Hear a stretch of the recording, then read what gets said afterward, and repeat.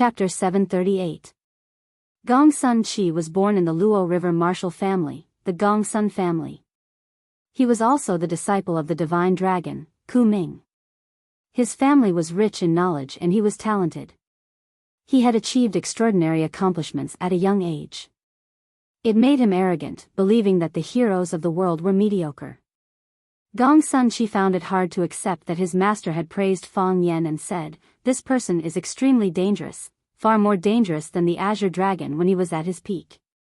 His master had also reminded him, when working with him, he must be on his guard. "Master, don't boost the morale of others and belittle your own. I admit that Fang Yan is a little clever, but you said that he is stronger than Mo Qingdi at his peak. I'm afraid that's not enough to convince your disciple. Mo Qingdi is a heavenly Dao realm expert. Before Master defeated him, he reigned supreme in the world and was almost invincible. Fang Yan originally relied on the heart of Taiji, but now, after Master's experiments, the heart of Taiji is dead. What's there to be afraid of at such a realm?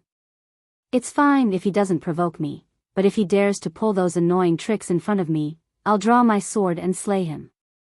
Gongsun Qi truly hated Fang Yan this time. Fang Yan had provoked him time and time again in front of his master, but he was unable to humiliate him. Finally, his master had to take action personally. He felt extremely stifled, unable to vent his anger. Strength doesn't just refer to martial arts cultivation. Ku Ming knew his disciple's state of mind like the back of his hand. He said with a clear warning tone, "This kid is very scheming.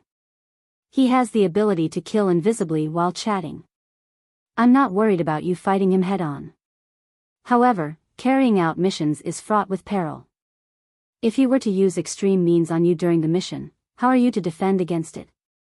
He can make you panic with just a few words, and I'm afraid that his crafty plots and schemes are also impossible to guard against.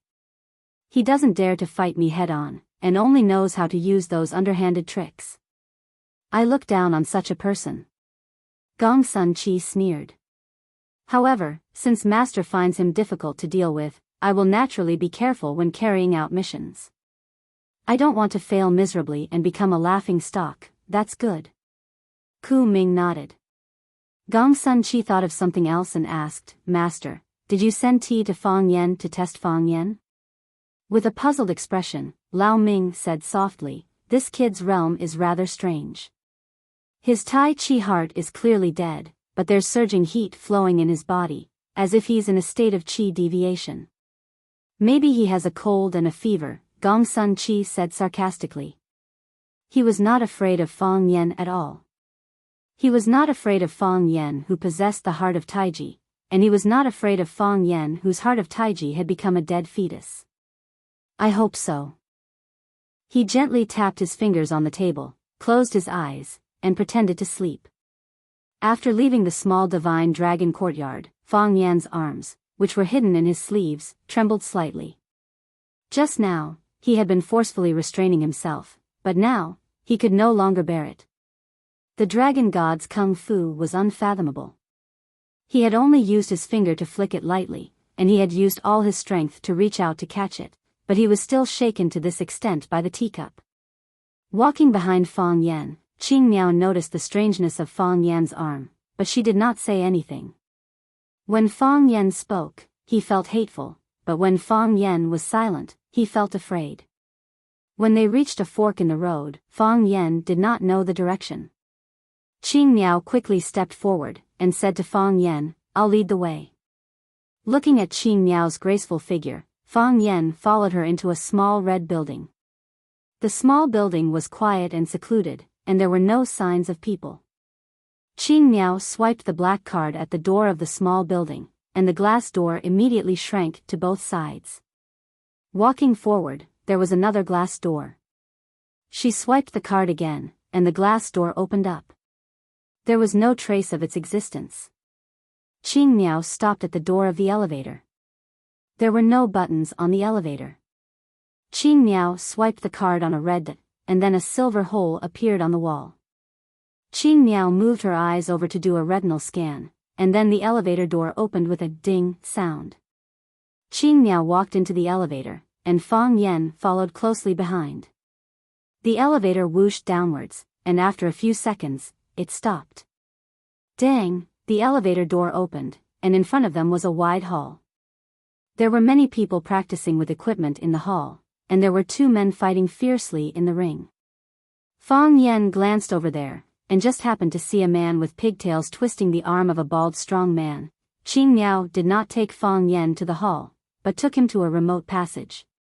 At the door of a silver steel office, Qing Miao glanced at Fang Yen, and said, "Wait a moment." Qing Miao knocked on the glass door, and the glass door opened. Qing Miao stood at the door and made a standard military salute, and said, "Chief, I've brought Fang Yen. Invite Fang Yen in." A calm man's voice sounded. Qing Miao moved to the side, and Fang Yen walked past her. The room was wide, but the decoration was extremely simple. There was a desk, an office chair, and a computer on the desk. Behind it was a row of bookshelves, with a few books on them. Other than that, there was nothing else in the room. Sitting on the office chair was a middle-aged man wearing glasses. He had a kind face, and when he smiled, it was like a spring breeze. Although it was the first time they met, Fang Yen was no stranger to this man, because he often saw this familiar face on TV. The man sat on the chair and looked at Fang Yen with a smile. He did not greet Fang Yen, nor did he say anything about taking a seat. Of course, there were no extra chairs in the room. After a long time, the man finally said, "When I first met Underestimate, he was as young as you. He was graceful and arrogant. At that time, I joked that he was the most handsome man in our Xian division.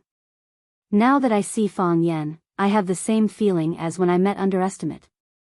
What an elegant and handsome young man." With the young chief praising him like this, Fang Yen could no longer remain silent. He respectfully bowed to the chief and said with a smile, "Thank you, chief. I'm not as good as senior. Each has his own merits." The young chief's gaze was always on Fang Yan's face, and he said, "But the two of you are indeed a little different. At least in terms of character, you're very different." When I praised him for underestimating the enemy, he gladly accepted it. "He's not as humble as you." Fang Yen smiled again and said, "That's why I'm not as good as senior."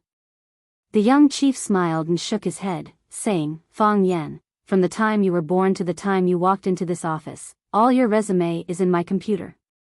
I've studied it for a long time, and I have a certain understanding of you, right?" If someone else had said this, Fang Yen would not have believed it. But when this young chief said this to him, Fang Yen knew that there was not the slightest bit of exaggeration. If he wanted a person's information, it was just a matter of saying a word.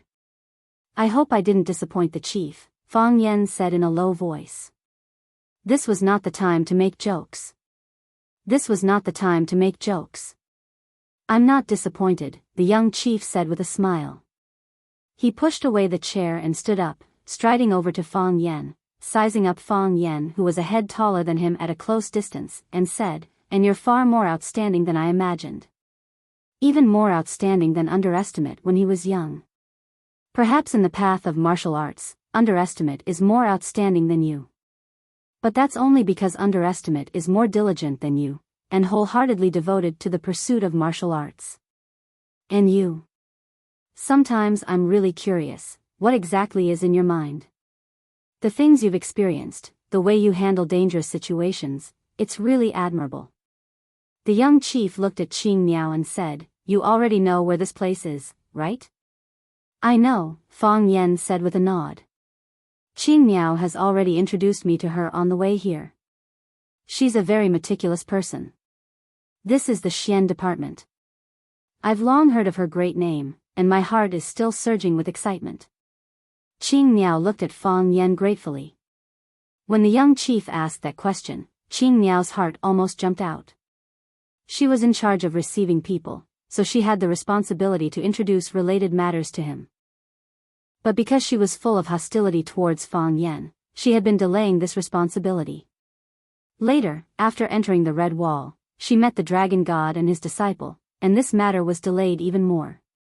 She thought that according to Fang Yan's character, he would definitely say something bad about her in front of the young chief. Unexpectedly, not only did he not do that, but he even said a few good words for her. This man was really a strange fellow. Yes, this is the Xian department. The young chief said. I've been in charge of the work of the Xian department all these years, including the matters related to Swallow Dock. But Swallow Dock is a rather special existence, and many times we still need Comrade Nian Yu to come forward and communicate. So, on behalf of the Xian department, I welcome you to join us. The Comrade Nian Yu that the young chief mentioned was the old chief that Sir had brought Fang Yen to meet, because the old chief was mainly in charge of the work of the military. In fact, the nature of the work overlapped with the young chief in some aspects. Swallow Dock did not belong to the Xian department, and more often than not, they worked closely with the military. And in some special matters, they had to work together with the Xian department. Swallow Dock was under the dual leadership of the old chief and the young chief. Of course, it was in parallel with the military and the Xian department, and was an independent entity. The affairs inside were complicated, and even the current Fang Yen could not figure them out. It's my honor. I also have to thank the chief for your help before, and Swallow Dock will remember it. Fang Yen said gratefully. The young chief naturally knew what Fang Yen was talking about, and said, someone crossed the line, so of course we have to kick him back. But it's just a joke between kids, don't take it to heart. Yes. Fang Yen agreed, and pondered the meaning of the young chief's words. The young chief glanced at the time on his watch, and asked in confusion, where's Gong Sun Chi? Didn't you inform him? Gong Sun Chi had just had a conflict with him, so naturally, he was unwilling to immediately follow behind him to meet the young chief. Hearing the young chief's question, Fang Yen pretended to be casual and said, when I came over, I was even invited by Mr. Dragon God and Brother Gong Sun to the courtyard for tea. Brother Gong Sun should be here soon, right? Green Bird's heart sank, but she did not look at Fang Yan's eyes. This guy killed people without leaving a trace, he really was not a good person. Chapter 739. The trees were tall and the shadows were eerie. Venomous snakes circled and ferocious beasts stood in great numbers. This was an oppressive primitive forest that made it hard for people to breathe. The river gurgled. A snow-white rabbit walked out from the grass. After looking around, it carefully walked to the river to drink water. It drank 2 mouthfuls and suddenly looked up as if it was frightened. It looked around again and didn't find anything suspicious. Then it lowered its head to drink water again. After drinking 2 mouthfuls, it raised its head again. The cycle repeated again and again. It looked extremely insecure. Whoosh, a snake as thick as a human leg came out of the river. It swallowed the white rabbit in one gulp. Walala, water splashed everywhere. Because it rushed too quickly, the snake's upper body was as tall as a person in the air. Pa, its strength was exhausted. The snake's head fell. Then it slammed heavily into the river. The snake sank to the bottom of the river and disappeared. Only countless ripples were left on the surface of the river. Because of this incident, the forest was in chaos. The birds in the forest flew away and the bats jumped around. Some small animals hiding around the river ran away, knocking down leaves and branches. The scene was chaotic, but soon it was quiet again. The strong preyed on the weak and deceived each other. This was the main theme of this primitive forest where law and morality couldn't cover. Tranquility. A deathly tranquility. The trees were tall and large, with lush leaves. They clustered together like an endless green umbrella, blocking the sun, moon, stars, and people's sight. Looking up, only a corner of the sky could be seen through the leaves. The sky was gray. It looked like it was about to rain. Whoosh whoosh whoosh, a group of black figures rushed over. Their footsteps were light and fast like lightning. The lake that was several meters wide was no problem for them. With a tap of their toes, they had already jumped from the east bank to the west, tranquility. Once again, deathly tranquility was restored. Cha-cha-cha, A group of men in green camouflage carrying all kinds of high-tech weapons came over. Their movements weren't as agile as the men in black. When they ran, they made clanking sounds. Their speed wasn't as fast as the men in black. When they ran to the river, they carried their weapons and waded into the water, but this group was large in number. There were at least 30 to 40 people. Moreover, they had a clear division of labor and had great teamwork. Some were the vanguard, some were the cover, and some were the detectives looking for suspicious traces. They were silent. Other than the occasional command terms issued by the commander, they did not say anything else. They were cold-blooded killing machines. How could a machine talk? However, their eyes were filled with anger. The Millennium Palace was the most well-guarded place in the world. It was a palace that only gods could enter. However, 2 men in black had barged in and taken away the core secret of the Millennium Palace. To gods' protectors like them, this was an insult, a provocation, and something they could not accept. The Archbishop flew into a rage and smashed his favorite bone cup. He mobilized dozens of God's guards and countless soldiers to issue an SSS-level kill order. No matter what, he had to bring those 2 audacious devils back. If he was dead, he wanted to see his corpse. More importantly, he had to get back what they had taken. The God's Guardian had people who were good at tracking. They released the White Eagles, hunting hounds, and activated the surveillance cameras in the area. Finally, they locked onto the target's location in the southeast. As a result, the primordial forest became a battlefield for both sides to fight and kill. They searched the forest for 2 days. Originally, they were worried that they were searching in the wrong direction or that they had fallen into the enemy's diversionary tactic. But 2 days ago, at 4 in the afternoon, they discovered the target of a black-clothed man. Both sides engaged in an intense battle. 7 God's Guardians surrounded and attacked a black-clothed man. When they seriously injured him and prepared to kill him or capture him alive, another black-clothed man shouted, "Eighth Brother's tooth leak," and rushed out. While running, he fired a bullet from his pistol and took out a long sword from his waist to join the battle. The masked black-clothed man attacked ferociously. After he joined the battle, the heavily injured black-clothed man was finally able to escape. The black-clothed man fought against the 7 God's Guardians by himself. After chopping off the arm of a god general, he shouted a few words such as, "Cry and you will dig together," and "Damn it," before looking for an opportunity to escape and disappeared without a trace. These damned East Asians. The Millennium Palace had expended so much manpower and resources to intercept the 2 thieves, but not only did they fail to bring them back, but one of their divine generals was also injured. That was an incomparably noble divine general, an important figure who could drink afternoon tea with the Archbishop. The Archbishop smashed another human head cup that he liked and began to increase the reward and punishment system. Anyone who could kill one of the black-clothed men would be promoted to a god general, regardless of their previous identity. Thus, these people all went crazy. Their eyes were bloodshot. They gathered in groups and combed through the forest again and again. No matter what, they would not allow the 2 damned fellows to return to East Asia. Even if they did, they would kill them and kill them. This was the consequence of offending God. Despicable East Asians, they cursed in their hearts. Cha-cha-cha, another group of men in red robes jumped over the river. They were noble and reserved. Even in this uninhabited forest, they maintained a good image. Northwest direction, 23 degrees. Traces of broken branches found. Fresh wildflower petals fell from the Red Devil Valley. Southeast direction, 11 degrees. Startled birds flew away.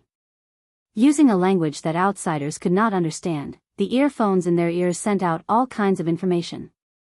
They were responsible for categorizing the information. We must kill the 2 demons who broke into the temple. This is the price of blasphemy. I must kill my way to the East Asian temple and take revenge on their fake gods. When they were far away, the river regained its tranquility.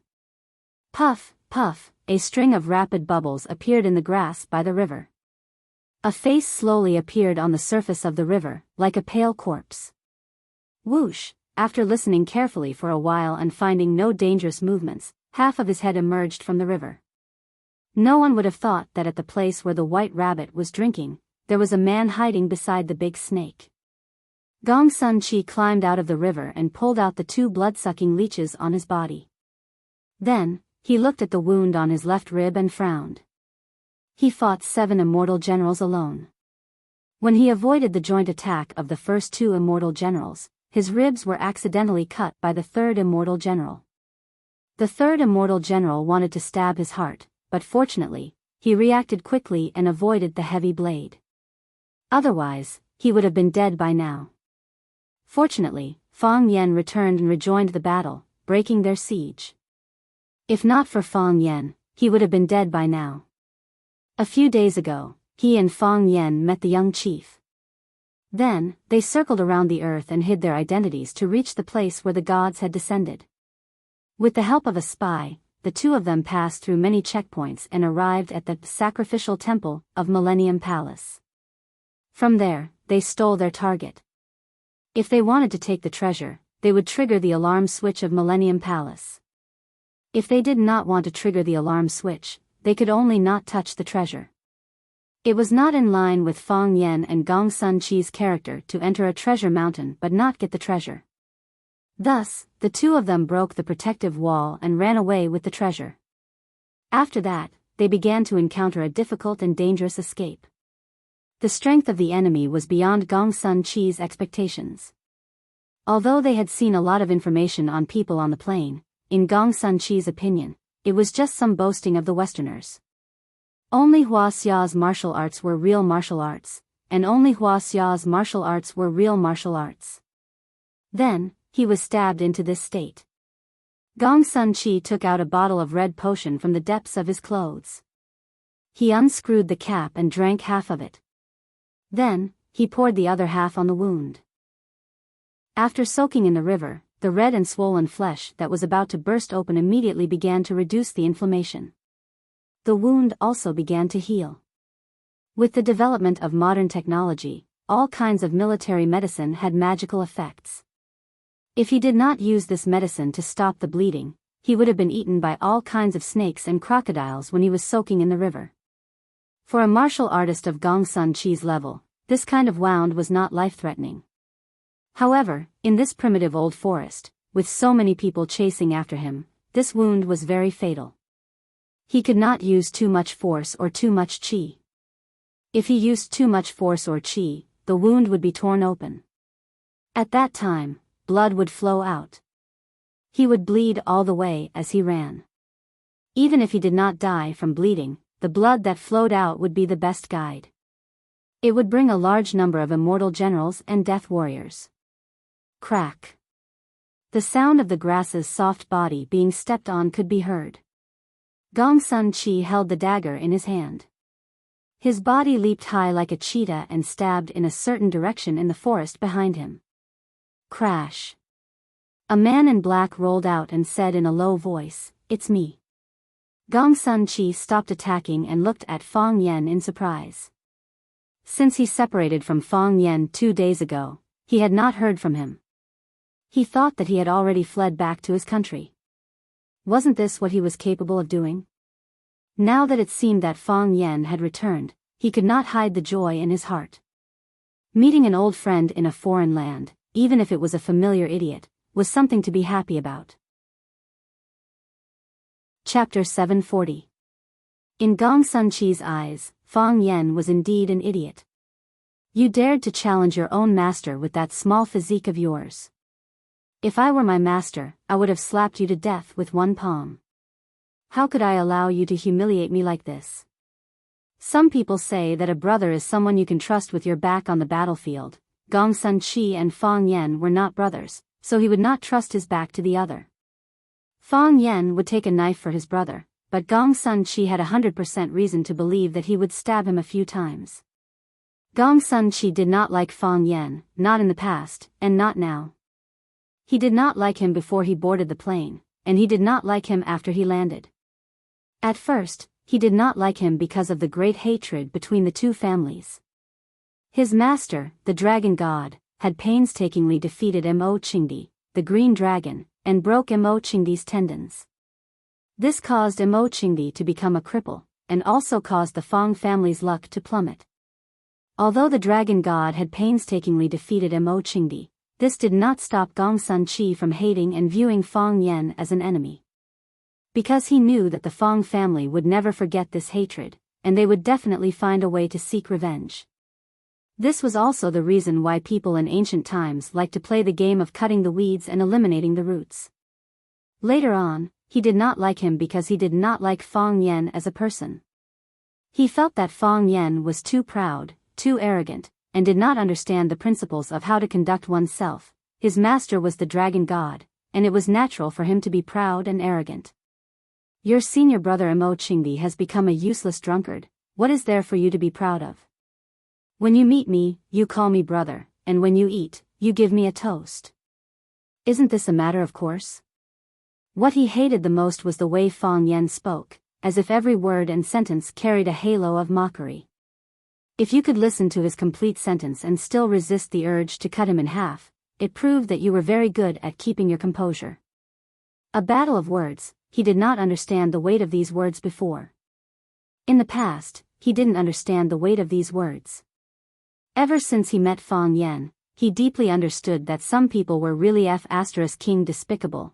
However, Gongsun Qi was still very happy to see Fang Yan. This didn't mean that he started to like Fang Yan, but because he thought that if he couldn't escape, Fang Yan couldn't escape either. Fang Yan was dressed in black and had a black hat over his head. Only his facial features were exposed. This was to prevent others from spying on their true identities when they were on the move. There were many tears on his clothes, some were cut by swords, some were pierced by bullets, and most of them were torn by the thorns and branches in the forest. Their nocturnal clothes were specially made, but they could not withstand such a degree of magic damage and tearing. Phew! Fang Yan took a deep breath and pulled down the mask on his head. His face was painted black, and so were his lips and teeth. The Prince Charming of Swallow Dock looked more like a psycho than anything else. Because of the hot forest, Fang Yan was sweating profusely, and his hair was wet. It was as if he had just climbed out of the river like Gongsun Qi. Fang Yan looked at the wound under Gongsun Qi's ribs and asked with concern, "Are you okay?" "I won't die," Gongsun Qi replied. "It's good that you won't die." Fang Yan said happily, "One more person means one more power. Even if you can't kill people, you can help me lure some people away. You use me as bait?" Gongsun Qi said angrily. "Don't be angry, don't be angry." Fang Yan waved his hand and said, "How can I use you as bait? You are my comrade in arms, my brother. In this strange forest, the two of us can only go hand in hand and live and die together." Gongsun Qi felt a little better. Although he didn't want to be a comrade in arms or a brother with Fang Yan, it was still in his interest to go hand in hand and live and die together. He was injured now, but he was injured. In fact, he was a burden. The fact that Fang Yan was willing to bring him along proved that this person's character wasn't so bad that it would make people's hair stand on end. "Which direction did you come from?" Gongsun Qi asked the question that he was concerned about. "From the northwest," Fang Yan said. "I set up some traps there, then ran along the Red Devil Valley for a long time, then returned along the original path. Now they should be chasing towards the Red Devil Valley, thinking that we took that route. After all, that route is the easiest to walk to the border of Myanmar. As long as we pass the border, I don't think they would dare to bring so many people to look for us." Gongsun Qi pointed to the small river beside him and said in a low voice, "I was hiding under the tree roots by the river just now, and 3 groups of people passed by. There were god generals, god servants with heavy weapons on the periphery, and their priests, I know." Fang Yan nodded and said, "I waited for them to pass by before coming back to find you. How did you know I was here?" "I didn't know before, but I followed their search route and came back. I just happened to see you climbing out of the river." Gongsun Qi frowned and looked up at the thick clouds that were getting lower and lower in the sky. He said, what do we do now? It's very difficult. Fang Yan's expression was also quite serious. He said, we are now being attacked from both the front and the back. The first group of people who were chasing us ran ahead of us, and they may have already set up a trap at the edge of the forest. If we want to enter Myanmar from the border, we may fall into their ambush. There are still people coming from behind, and once they find out where we are, they will be able to surround us from all directions, constantly reducing the space we can move around. In the end, there will be less and less space for us to move around, and we will still be trapped by them. Gong Sun Chi snorted and said, I know all this. Let me ask you, what should we do now? Seeing the dissatisfaction on Gong Sun Chi's face, Fang Yan thought to himself, this guy really doesn't want to admit defeat, even now he is still arrogant. He smiled and said, you don't have to worry, no matter what, I will not leave you behind. Fang Yan's words irritated Gong Sun Chi's sensitive nerves, and a touch of deep red appeared on his pale face. He said angrily, what do you mean by you will not leave me behind no matter what? Do I need you? I can still go back without you, but you better pray for yourself. You and I don't see eye to eye, let's separate here and run for our lives. That won't do. Fang Yan said with a serious face, you are seriously injured, without my help, you will only die, my death is my own business, what does it have to do with you? In that case. Fang Yan smiled and said, you stay behind, I will go first. You, Fang Yan patted Gong Sun Chi on the shoulder and said, take care. Fang Yan glanced at Gong Sun Chi, and then quickly disappeared into the forest like a nimble rabbit. Gong Sun Chi was stunned for a long time, and the muscles on his face kept twitching. This bastard, he abandoned me just like that? Didn't we agree that we are comrades and brothers? Whoosh! Fang Yan slid down from a towering tree, covered the mouth of the divine servant at the back of the team, and used a sharp blade to cut his neck. Blood spurted out, but because Fang Yan's gloved hand covered the wound, it did not splatter everywhere. His body first stiffened, and then slowly became limp. His soul was taken away by the god of death, and all the strength in his body dissipated. His legs softened and he fell down. Fang Yan dragged his body and slowly put him down on the grass. The gun in his hand fell to the ground, but Fang Yan lightly kicked it with the tip of his foot, and the gun flew into the air again. He picked it up in one go to avoid making any noise. Screech! A grasshopper in the grass was startled and jumped toward the tree trunk. Someone in the team ahead turned around. Pa! A bullet flew past the side of Fang Yan's face. Fang Yan did not stop, and his body rolled toward a tree in front of him that was as thick as a person. Pa pa pa pa! Rows of bullets swept over, hitting the place where Fang Yan was just standing. If Fang Yan was a little later, his body would have been smashed into a pulp by now. The target has appeared, the devil is here.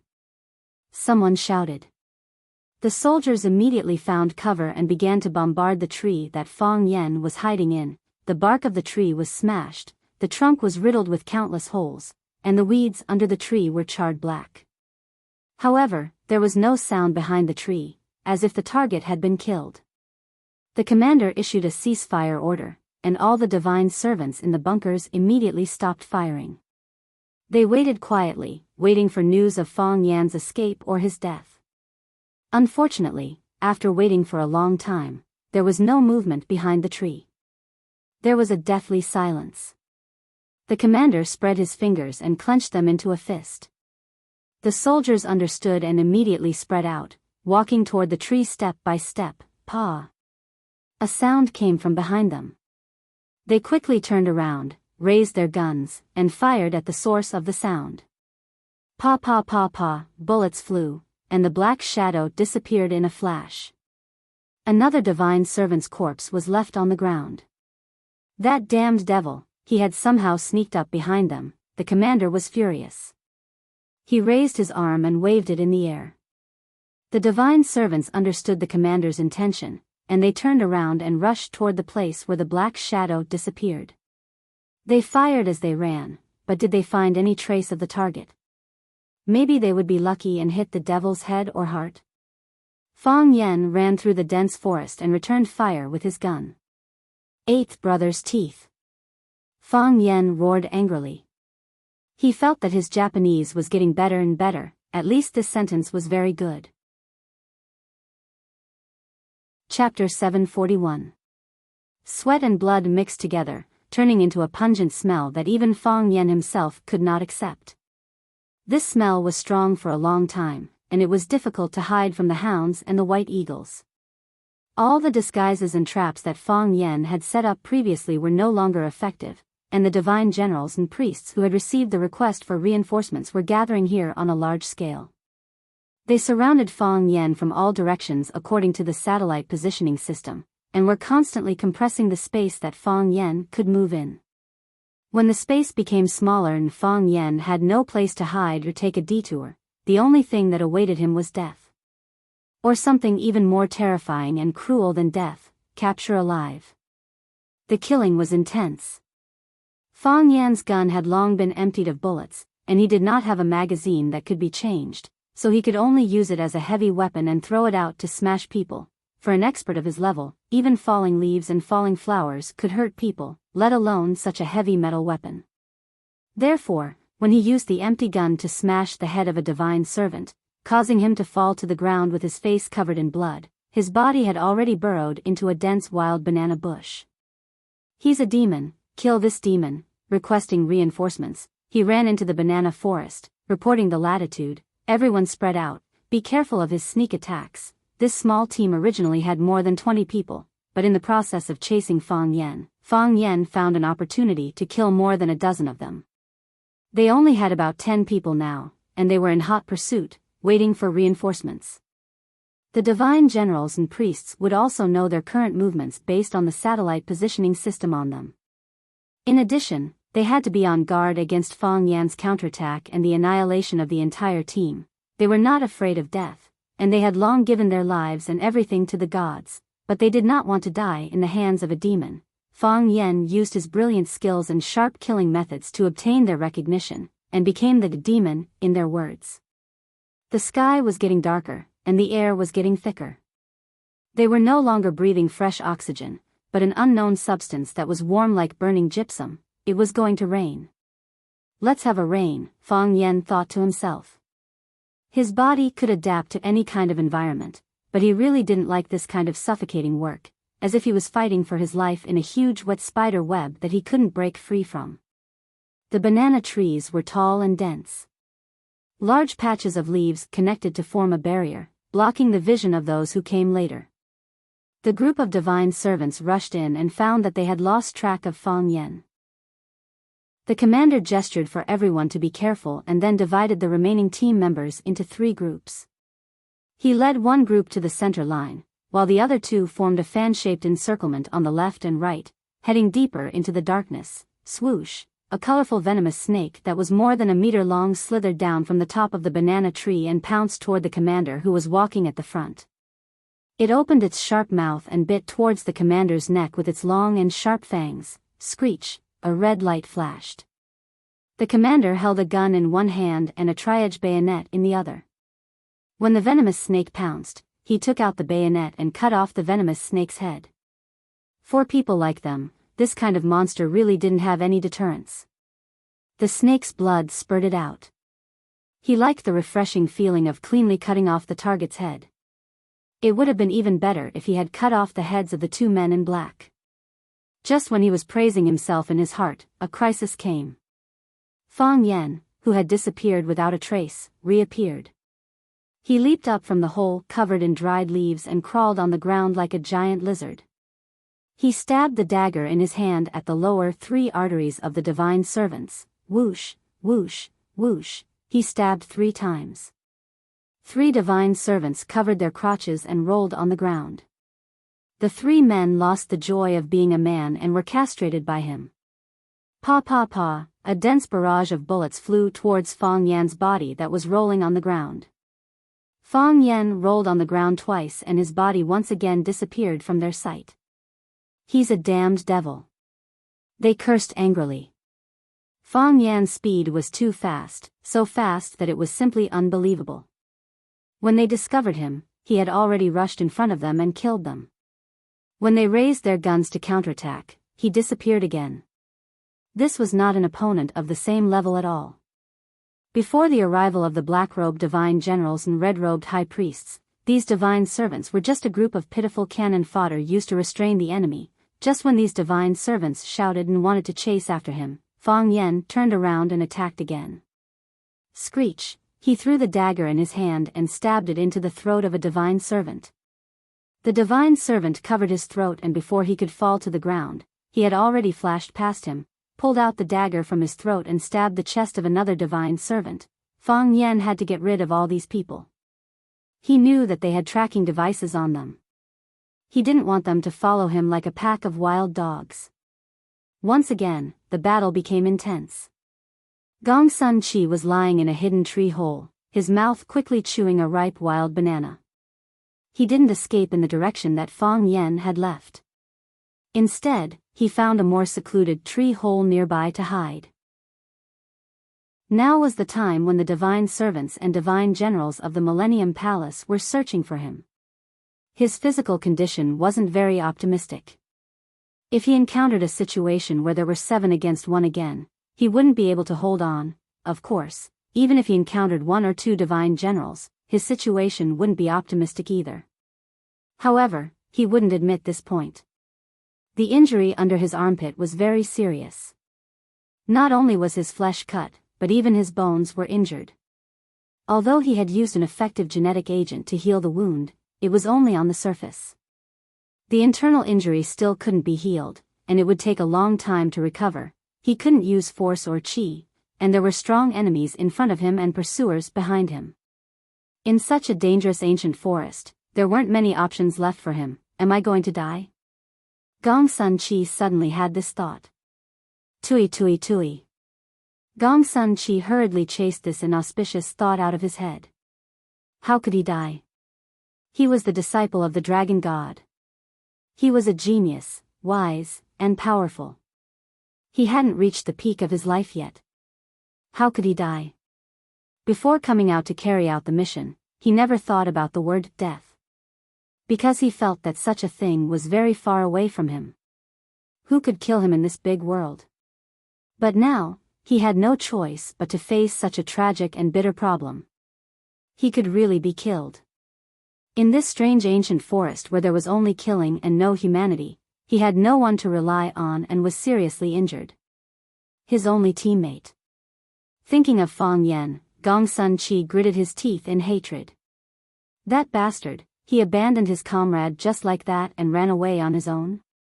It's fine if I die in battle, but if I go back, I'll definitely report him. Gong Sun Chi made this decision in his heart. But soon, he overturned this thought.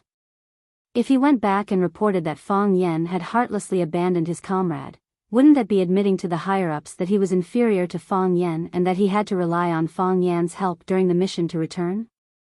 This wouldn't do. The proud Gong Sun Chi wouldn't accept the fact that he was inferior to Fang Yen. I'll never go out on a mission with Fang Yen again, he thought to himself. Moreover, he shouldn't have gone out on a mission with Fang Yen in the first place. The two of them were born to be mortal enemies. His master had seriously injured his senior, so he hated his master and himself. How could he help him? It was already kind of him not to hack him to death when they met just now. Could it be that he thought that he would definitely die in his current situation, so he didn't kill him? He thought that he couldn't break out of the encirclement. Since he had nothing to do here, Gong Sun Chi opened his brain and let his imagination run wild. There were some things that he had to think about, and some things that he had to be on guard against. If Fang Yen really wanted to take this opportunity to silence him and avenge his senior, Gong Sun Chi really couldn't do anything to him. Fang Yen didn't need to do anything. He only needed to lure the godly generals to his hiding place.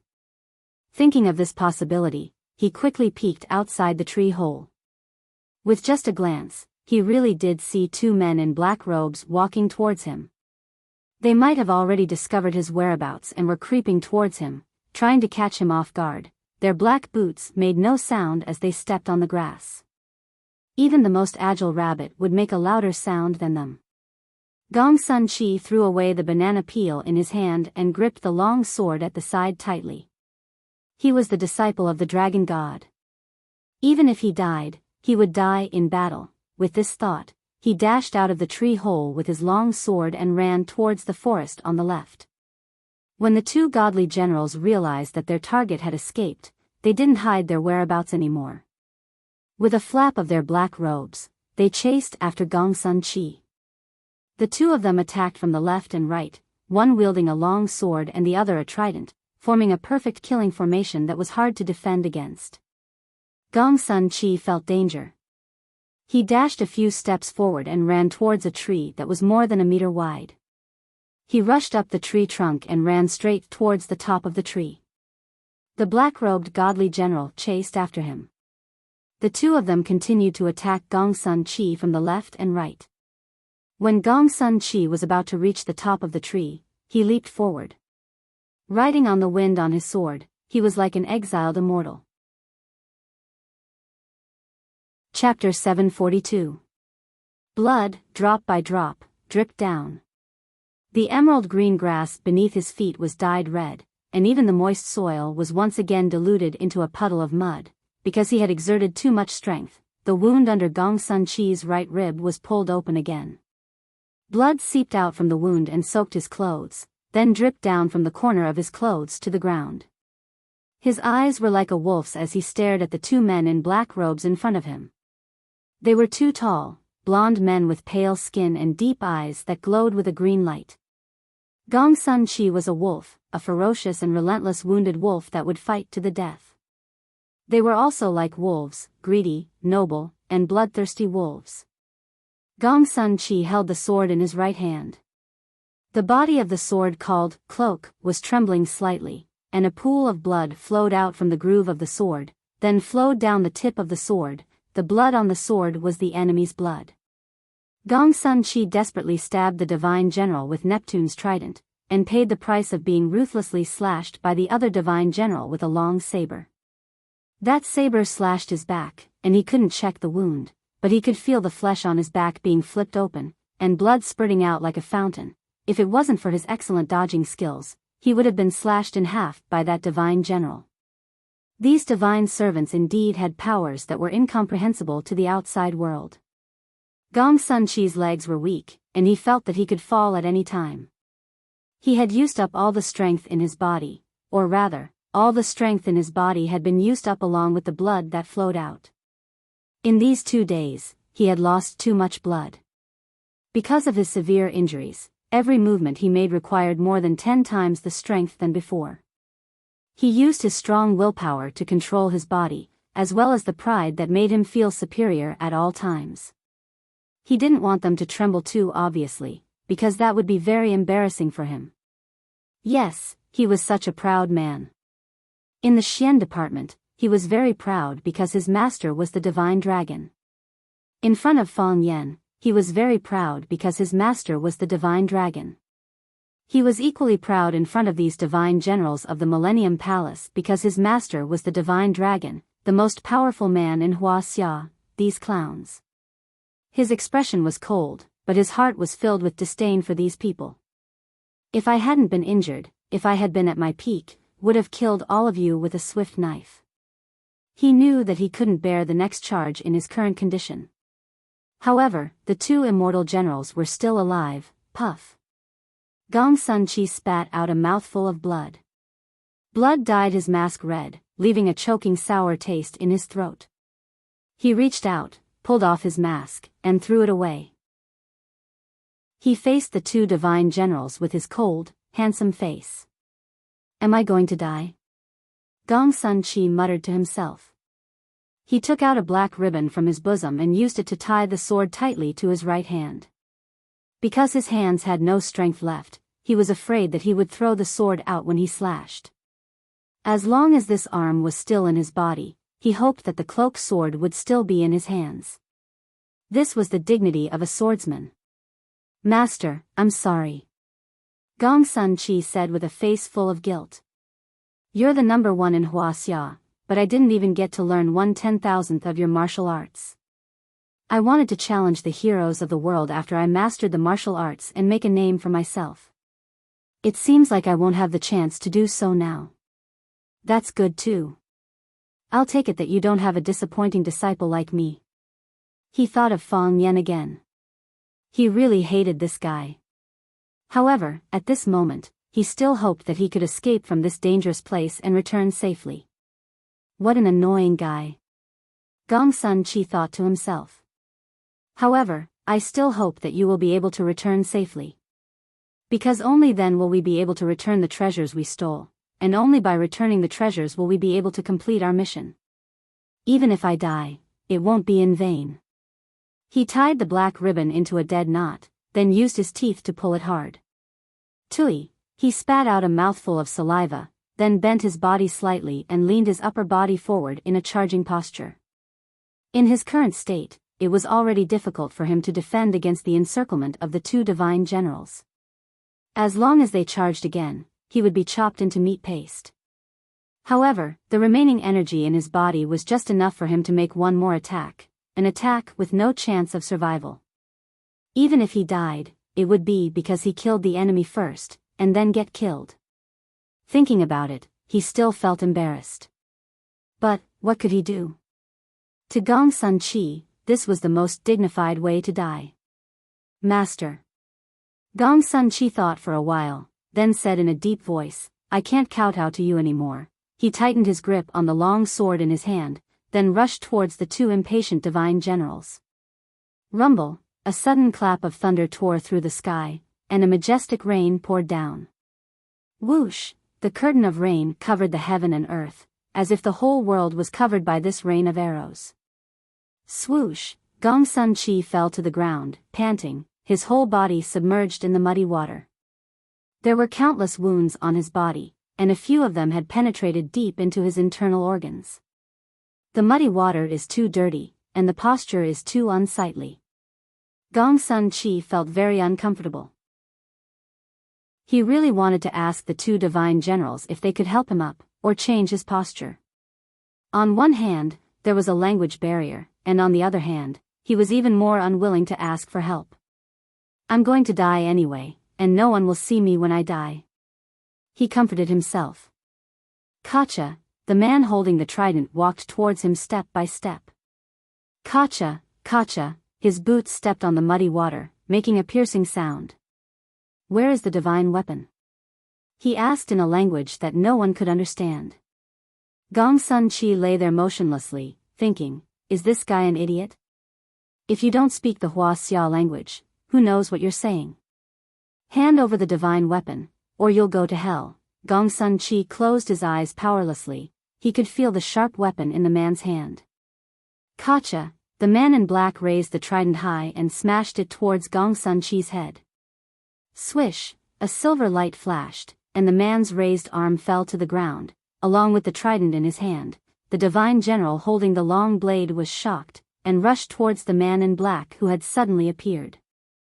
The man in black advanced instead of retreating, raising his sword and rushing towards him.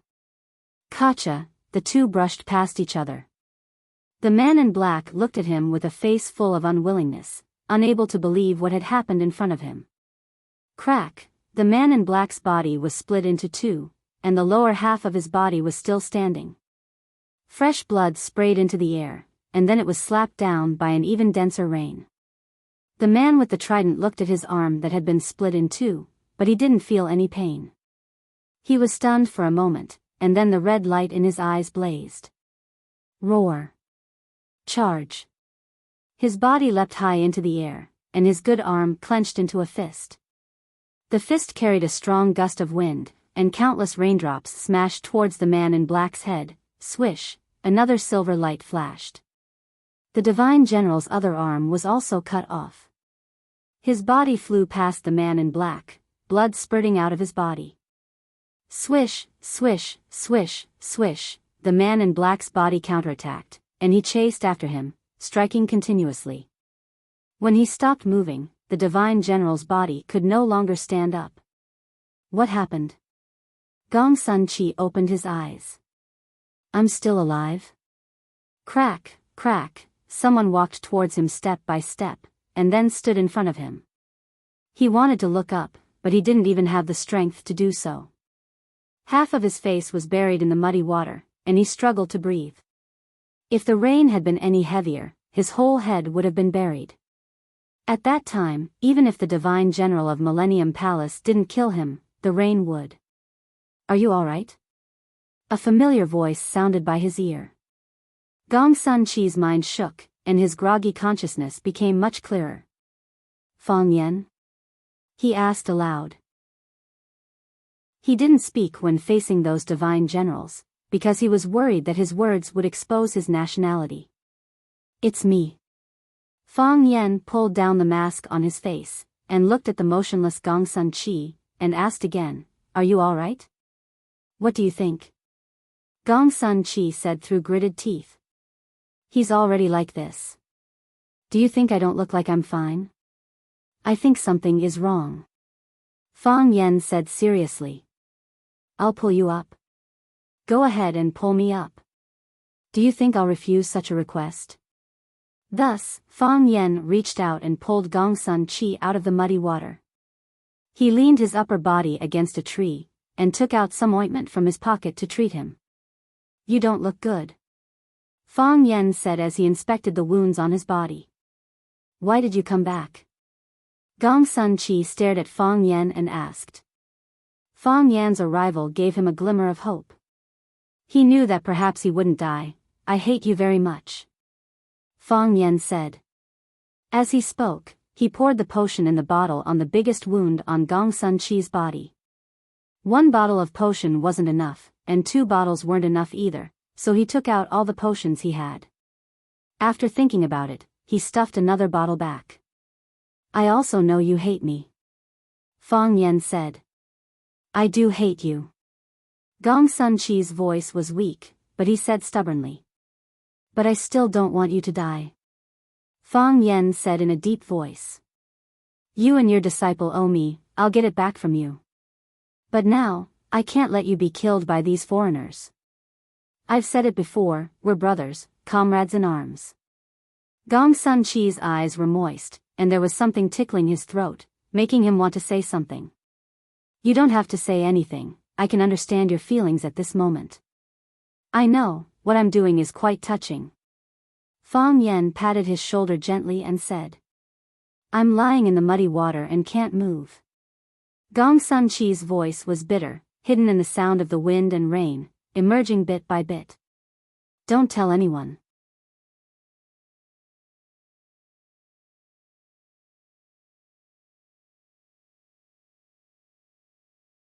And Xing Yuan walked to the front of Phoenix, reached out to hold her arm and said, "Sister, little June has good intentions. Don't be angry with him. You've been away from home for months.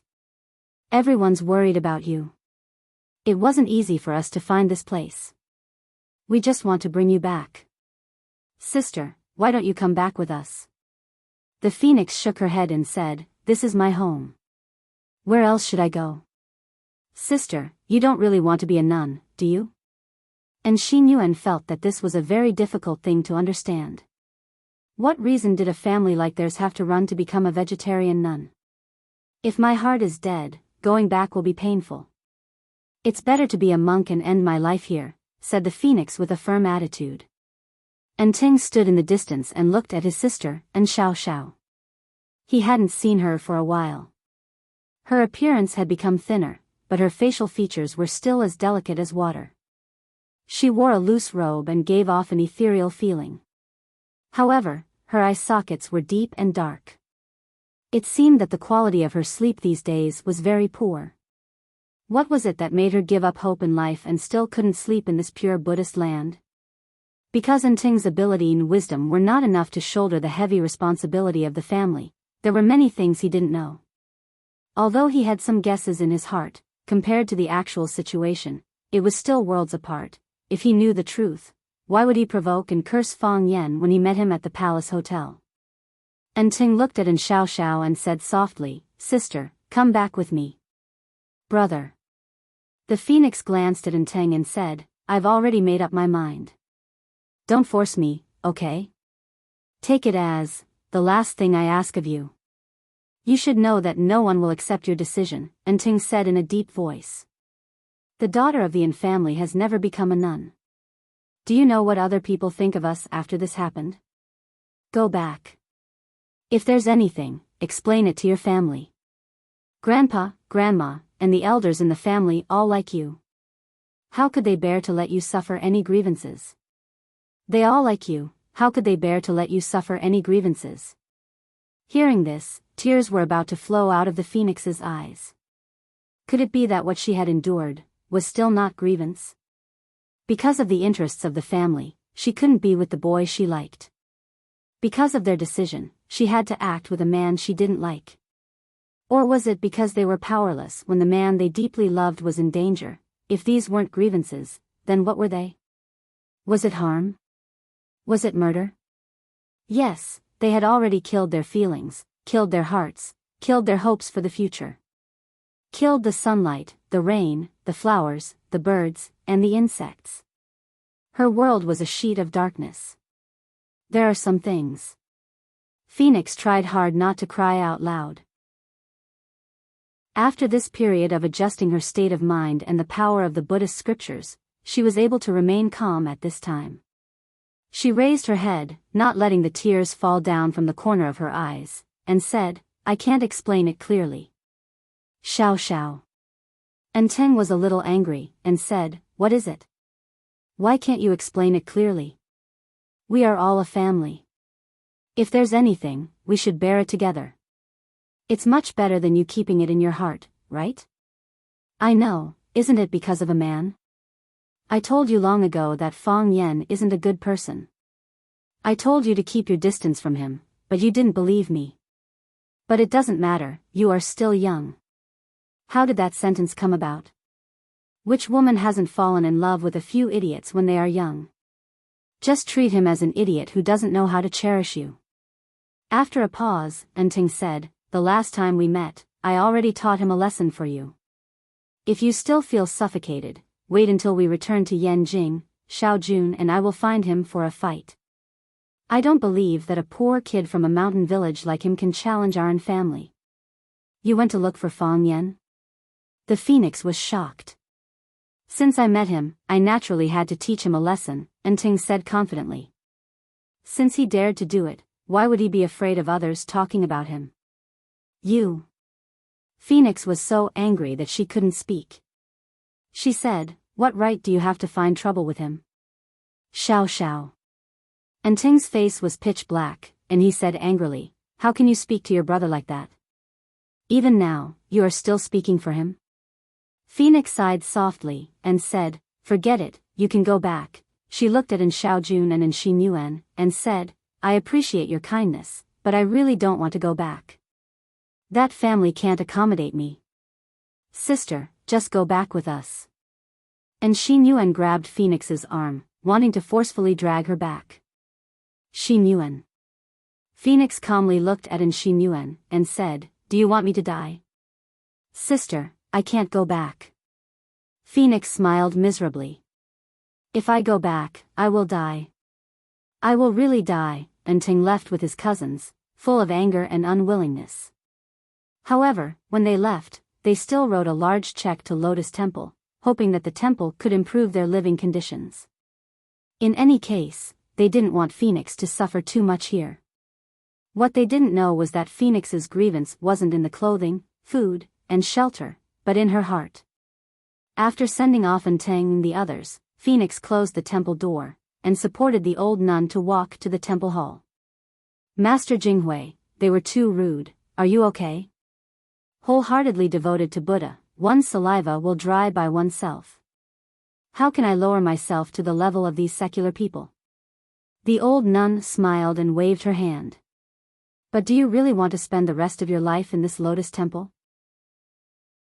Saying this is really disrespectful to Buddha, but this old nun still wants to say one more thing. You are young, beautiful, and have a good family, you really don't need to walk on this road. Master Jinghui, my heart is already dead, what does other things have to do with me? Phoenix shook her head and sighed. The old nun smiled, the wrinkles on her face stretched out like an orange peel, and said, If my heart is really dead? How can I sigh? How can I be sad and cry when I see my loved ones? Master Jinghui, silly child. The old nun stroked Phoenix's head, and said, people often say that nothing is more sorrowful than a dead heart, but if the heart is really dead, how can there be sorrow? And how many people can really give up the prosperity of the world, their loved ones, and become a lonely chanting sutras? Since you can't let it go, then go out. Your brother is right, everything in the world, what can't be solved? Phoenix shook her head, and said, Master Jinghui, you don't need to persuade me. I won't go back. These days in Lotus Temple are the most peaceful time in my heart. Don't lie. The old nun reached out and stroked Phoenix's eyes, and said, since you came in, when have you ever had a good sleep? You have thoughts in your heart, and that's why you can't sleep at night. Your heart is not with Buddha, but with that man outside. Buddha has always been here, but that man outside may not always be waiting for you in the same place. Phoenix's expression was sad, and her heart was like thorns. Chapter 744. Her heart was originally as calm as still water, but the arrival of her family stirred up her mood again. Master Jinghui was right, because there was resentment and hatred, she couldn't sleep at night. If some problems weren't solved, she was afraid that those messy emotions would torment her until she went crazy. However, how could such a thing be solved? That wounded heart, that gloomy world, could it be restored to its original state? Full of grievances and strong melancholy, she returned to her room, only to find that there was another man in her room. Lotus Temple didn't have many incense offerings, so there were very few nuns here. Including Phoenix, there were only 7 people in total, each of whom could have a separate room. If you wanted, you could have 2 or even 3 rooms. The man's back was facing Phoenix. Kneeling on the futon she chanted and prayed to every day, kneeling in front of the statue of Guanyin in the room. His body was straight, making his back particularly slender and strong. His waist was like a bee's, his long hair draped over his shoulders. Even if one couldn't see his face, one could feel that he was a handsome and affectionate man. His mouth was murmuring, his voice was hurried but indistinct. It was difficult to tell what he was saying. He was so focused that he didn't seem to notice that there was a woman watching behind him. Phoenix looked at the man's back, her body stiff and her face ashen. She wanted to retreat, but in the end she stood there without moving. Aren't you afraid that I'll kill you? The man said aloud. His voice was gentle, with a husky magnetism. He was just praying to Guanyin Bodhisattva, but in the blink of an eye he asked such a cold and ruthless question. He was like a gentleman robber, but also like an elegant pervert. No. The moment she heard the man's voice, Phoenix suddenly became quiet. She looked at the man and said aloud, if you kill me, all the karma will disappear at once. The body will be freed, and the mind will reach the other side. Although this solution is not perfect. Perhaps, at that time, I can really have a good sleep. Reach the other side? The man's voice was calm, but Phoenix could still hear a trace of mockery. There's no such thing as a pure land of heaven in this world? Does that world have it? If all the eminent monks were as pure as they claimed, why would they need to enjoy the incense of their believers and build their golden bodies? That world is even dirtier than the human world, right? You have hatred for this world, the Phoenix said. What about you? The man got up and turned around to look at Phoenix, who was wearing the monk's robe. How are you doing? No. Phoenix shook her head. I hate myself. I can understand how you feel at this moment. The man grinned, but when he smiled, he did not make any sound. It was faint and fleeting. You have 2 regrets and 2 regrets. You hate your family. You hate them for ruining your life. You hate yourself for not having the courage to change your fate. You felt guilty towards Fang Yen. You loved him deeply, ever since you were young. But in the end, you hurt him. You also feel guilty towards me. You don't like me, but you always use me. I couldn't bear to kill you, but they used it to kill me. Phoenix's face paled. This man really did understand her. It was much deeper than she had thought. One of her hands was still holding on to the door frame, and the hand holding the door frame cracked against the fragile door. "I've let Fong Yen down, and I've let you down," Phoenix said. "I don't know if I've let you down more or Fong Yen down more. The more I don't understand this problem, the more I hate my family, the more I hate myself. Ever since that happened, I haven't been able to sleep well. Remorse seeps into my bones, and a poisonous snake bites at my heart." The man sighed softly. "Do you know why I was kneeling in front of Guanyin Bodhisattva?" Phoenix shook her head. "I don't know. I heard you say a long time ago that you don't worship Buddha, and you don't believe in ghosts." "Yes. I don't worship Buddha, and I don't believe in ghosts. But maybe they really exist in this world?" The man said softly. He looked into Phoenix's eyes with pity. "I can understand that the Yin family wants to take you back. Your uncles are people who care a lot about faith. How could they allow their women to become nuns? I heard the conversation between you and them. I also heard the conversation between you and that old nun. I know you haven't had a good sleep for a long time. You look very tired. I knelt in front of Buddha and recited the medicine Buddha's enlightenment mantra for you. I hope Bodhisattva can bless you with no illness or disaster, and let you have a sweet dream." Phoenix's eyes were moist. "Why bother?" The man grinned.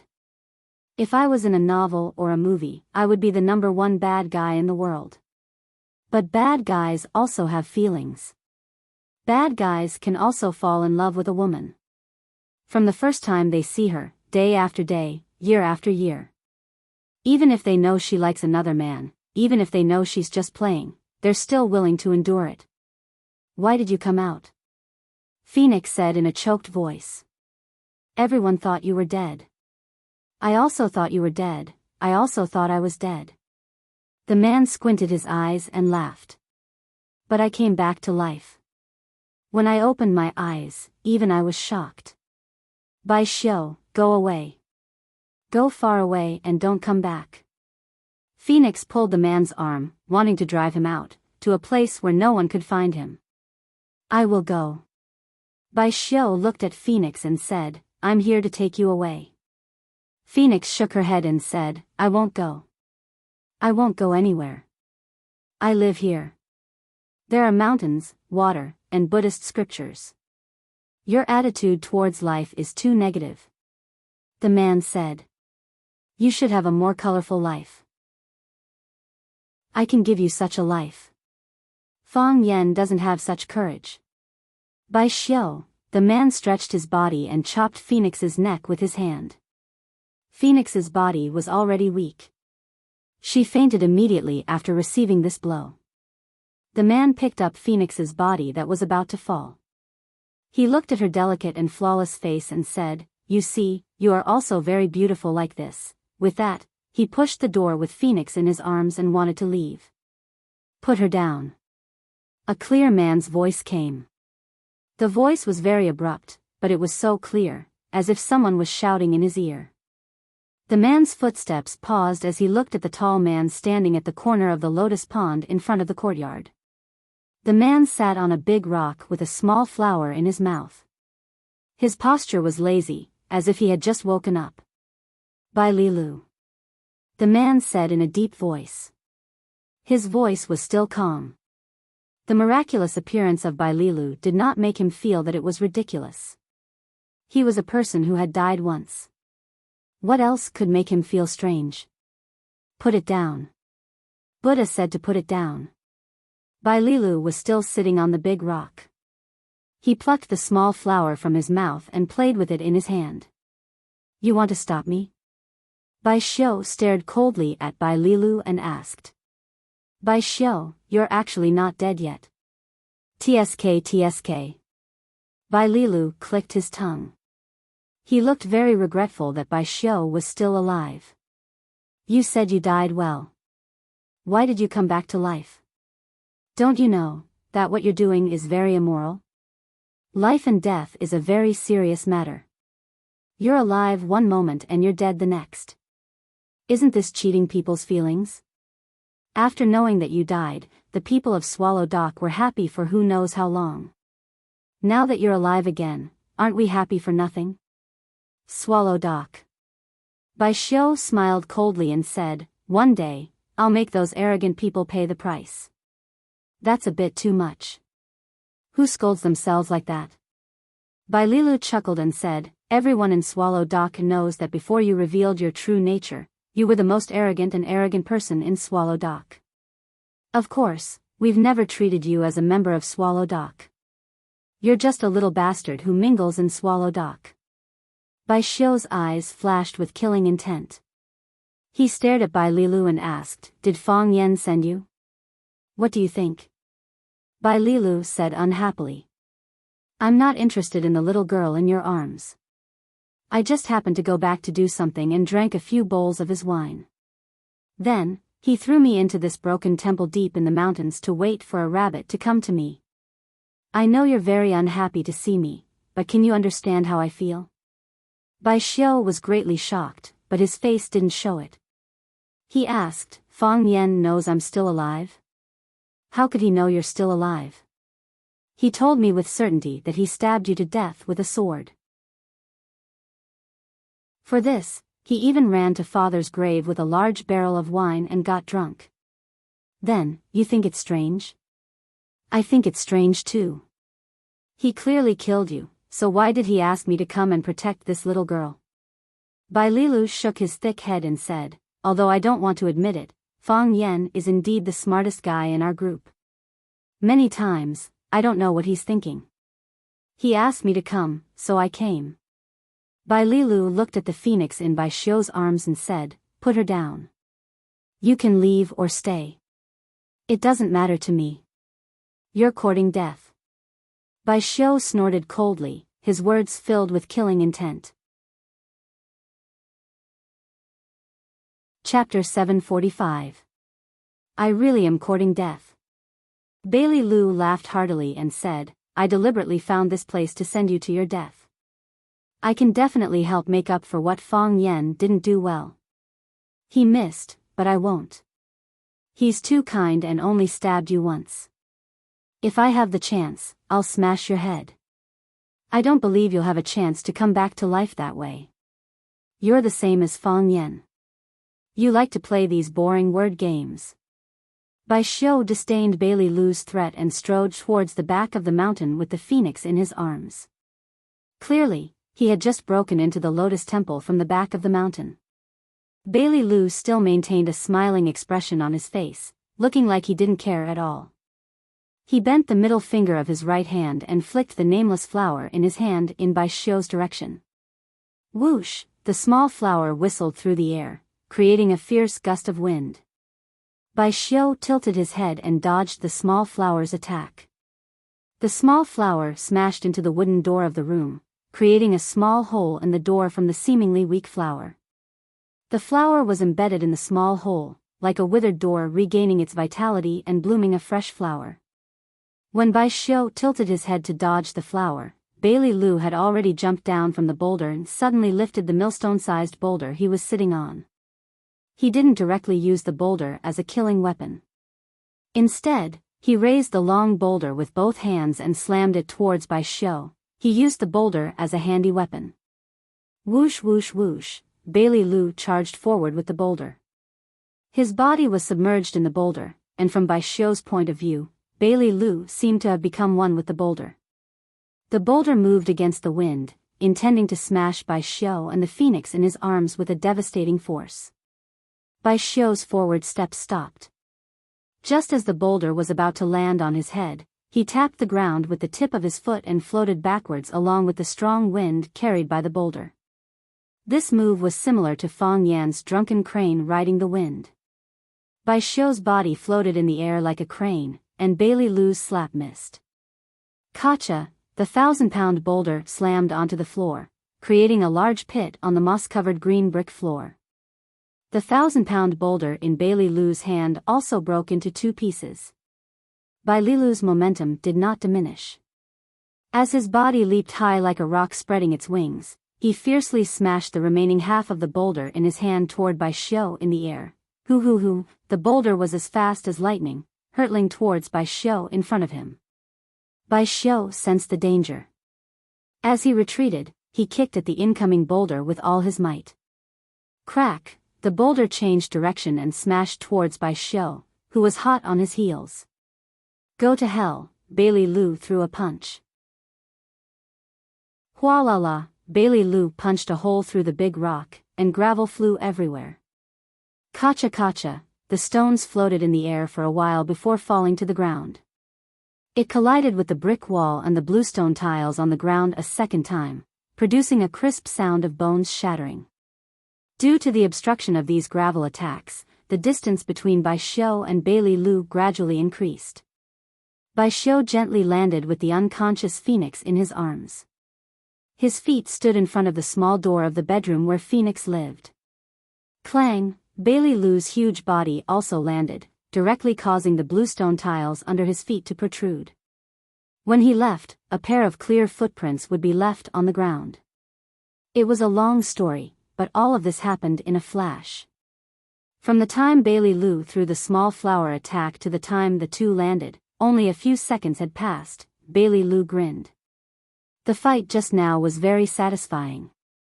It's been a long time since I've had such a good fight. Bailey Lu laughed and said, it's still satisfying to fight with you. I don't care if I kill or cripple you. I can play however I want. Fang Yan can't do it. When he fights, he's like a sissy. If he's not hiding closely, then he'll circle far away. Before I can even throw a punch, he'll already disappear. The more I fight, the more frustrated I feel. Bai Xiu really wanted to tell Bailey Lu that he had misunderstood Fang Yan. Fang Yan was not the kind of person he thought he was. Bai Xiu was a madman, but he was crazier than you. When he was determined to kill someone, he could even throw away his own life. Bai Xiu still felt a lingering fear when he thought of the battle on the top of One Sword Peak. That was a sure-kill situation. What was a sure-kill situation? It meant that they had to kill Fang Yan tonight. If they didn't kill him, they would be struck by lightning and cursed by the gods. In the end, they were killed. No matter how great the screenwriter was, it would be embarrassing to write such a shameless plot. Even villains have their own dignity, okay? Villains also had to maintain their dignity, okay? Now that he heard Bailey Lu say that Fang Yan was a sissy when he fought, Bai Xiu really wanted to reply with one word, are you blind?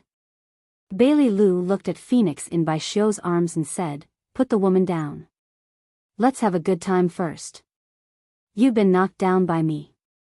You can't leave, and you can't take the girl away. You've knocked me down, so you can do whatever you want. Anyway, I can't stop you. Isn't this very straightforward? That's how it should be, Bai Xiu said. He looked at Bailey Lu with admiration and said, among the younger generation of Swallow Fort, you're the only guy that I don't hate. Is this a confession? Bailey Lu grinned and said, but the person I like the most is Fang Yan. He's such a cheap person. When you're with him, you either want to scold him or beat him up. It's easy to become good friends while fighting and scolding. That's a pity. Bai Xiu shook his head and said. Bai Xiu spread Phoenix's body on the floor in front of Guanyin Bodhisattva and let her head rest on a cushion so that she could sleep better.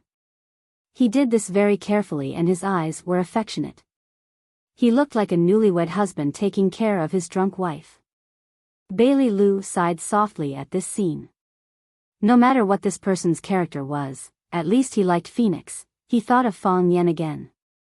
What about Fang Yan? Did Fang Yan like Phoenix? The person he liked was Yi Ro, and they were now boyfriend and girlfriend, and the Yi family wanted him to marry Yi Ro and become their son-in-law. It's a mess. Bailey Lu shook his head desperately. He liked to fight to his heart's content and didn't like to think about these headache-splitting complicated things. After Bai Xiu settled Phoenix down, he walked back to the entrance of the small courtyard and stood still. Fight to my heart's content? Fight to my heart's content. Although your 100 miles godly fist has improved a lot, you should know that you're no match for me. I don't know, Bailey Lu said. When it comes to fighting to the death, I won't admit defeat no matter who comes. Bai Xiu nodded and didn't say anything else. He was ready to fight. Stop. An old voice rang out. At the same time, a group of nuns trotted toward the backyard. The noise in the backyard was so loud, with loud shouts and breaking stones, that the nuns chanting in front were all alarmed. Seeing two strange men appear in the backyard, the abbot of the temple immediately shouted. Pure land of Buddhism, don't be rude. Old Nun Jinghui stared at Bai Xiu and Bailey Lu angrily. These two people actually dared to come here to fight. Did they have any respect for Buddha? Abbot, they must be here for Phoenix. Where's Phoenix? Go see how Phoenix is doing now. Because Abbot Jinghui felt that Phoenix's 6 roots were not yet fulfilled, she refused to shave her head. Although Phoenix had been accompanying them to eat vegetarian food and serve Buddha, she was only a layman and couldn't be called a true Buddhist disciple. The nuns in Lotus Temple all liked the intelligent and beautiful Phoenix, so they had always called her by her original name. 2 middle-aged nuns shouted, Phoenix, as they ran toward the hut where Phoenix lived. Phoenix, Phoenix, Bai Xiu stepped forward and blocked in front of them. They moved a few steps, wanting to bypass Bai Xiu and rush into the hut. Just as they were about to do so, Bai Xiu appeared in front of them once again. Get out of the way. A middle-aged nun with hemorrhoids at the corner of her lips shouted angrily. You should know that there are no gods or Buddhas in this world. Bai Xiu looked into the nun's eyes and said, so, if I attack you, no one can protect you. I've said it very clearly. Bai Xiu said expressionlessly. With a flick of his sleeve, the 2 middle-aged nuns' bodies flew into the air and fell backward as if they had suffered a heavy blow. Bailey Lu took a step forward and picked up the 2 middle-aged nuns' bodies and put them on the ground. He stared coldly at Bai Xiu and said with a face full of mockery, how mighty, not even letting 2 monks go. Monks are also human. Bai Xiu said. Anyone who makes a mistake should pay the price. This sentence sounds familiar. It's Fang Yan who said it. Bai Xiu said. When Fang Yan wanted to kill me, he said this. I think what he said is very reasonable. Clang, clang, clang, Bailey Lu walked toward Bai Xiu step by step. With every step he took, his foot that landed on the ground would leave a hole in the bluestone bricks. Anyone who makes a mistake should pay the price. Bailey Lu said in a hoarse voice. Now, it's your turn to pay the price for your mistake. Bai Xiu looked at Bailey Lu's feet and raised his eyebrows slightly. This Bailey Lu, who he did not take seriously before, seemed to have grown up at an astonishing speed. Hundredly godly fists, destruction of heaven and earth. Bai Xiu said softly. I want to see how you are going to destroy this heaven and earth. Chapter 746. Bai Xiu's complexion was like jade, and he was incomparably handsome. But there was a hint of violence in his eyes. He didn't look like someone easy to deal with. Bailey Lu was majestic, cool and unrestrained. His every movement was natural and without any scheming, and his eyes were clear, even a little childlike. He gave people the feeling of a child who couldn't grow up. They faced each other, the battle was about to begin. Bailey Lu looked at Bai Xiu with a smile and said, Teacher once said that Bai Xiu is good with the sword, better than me. I've wanted to experience your thunder sword for a long time.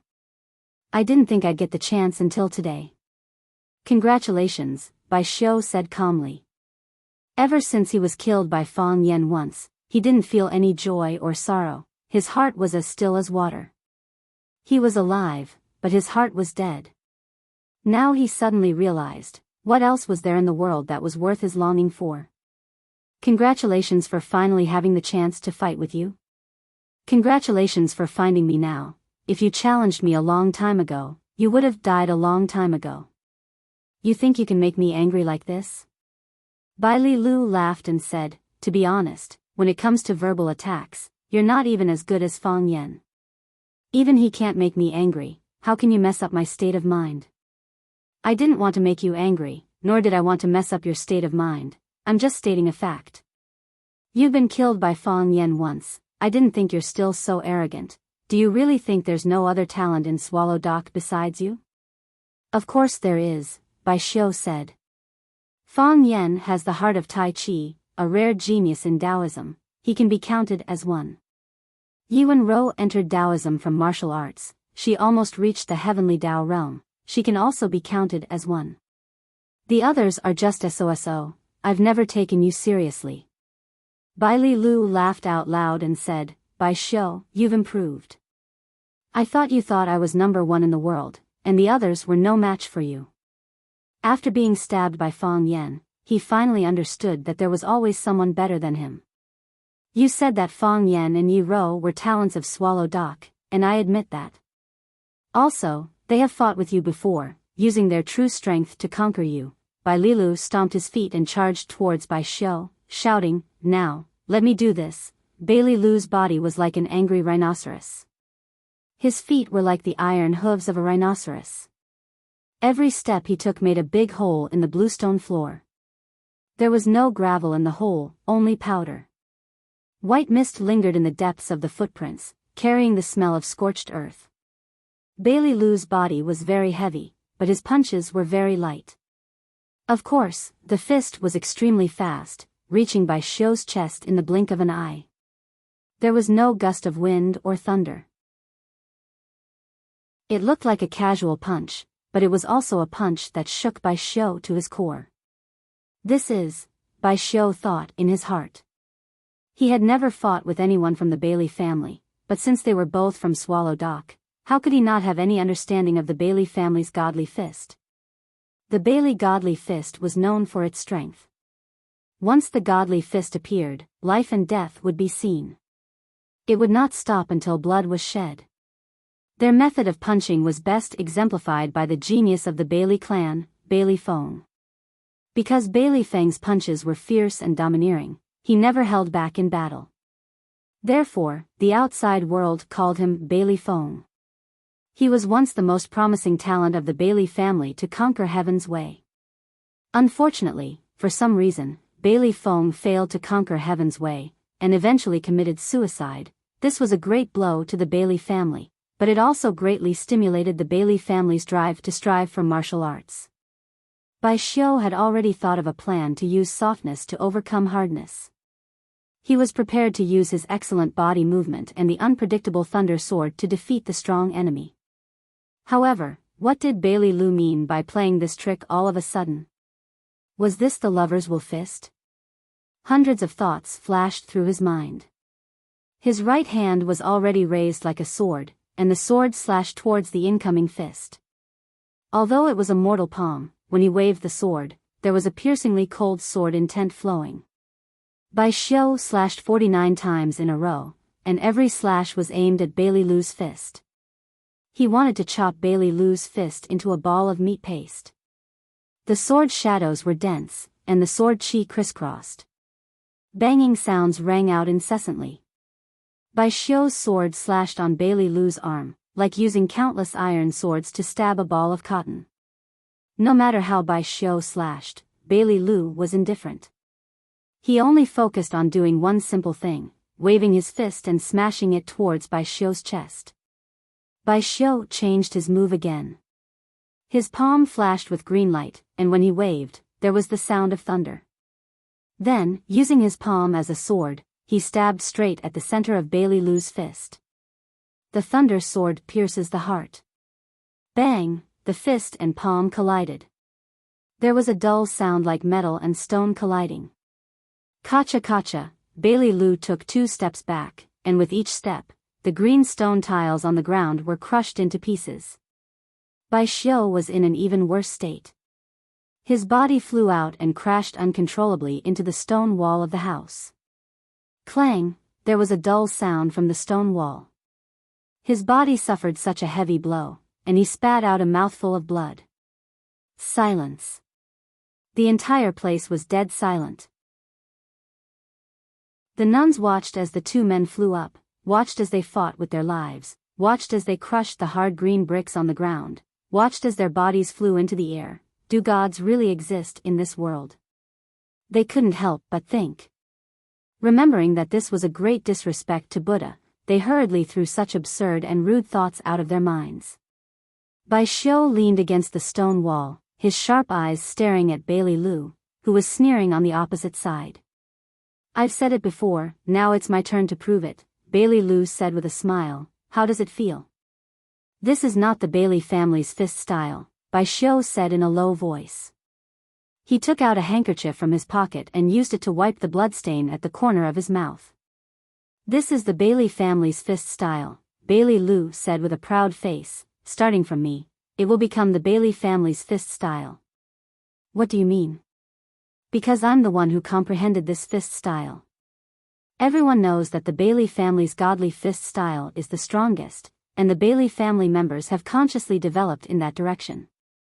Bailey Feng, the heavenly son of heaven, displayed the strongest side of the Bailey family's godly fist style to the extreme, and almost conquered the heavenly Tao. Bailey Lu's expression was regretful, and he said in a low voice, but, it's still not enough.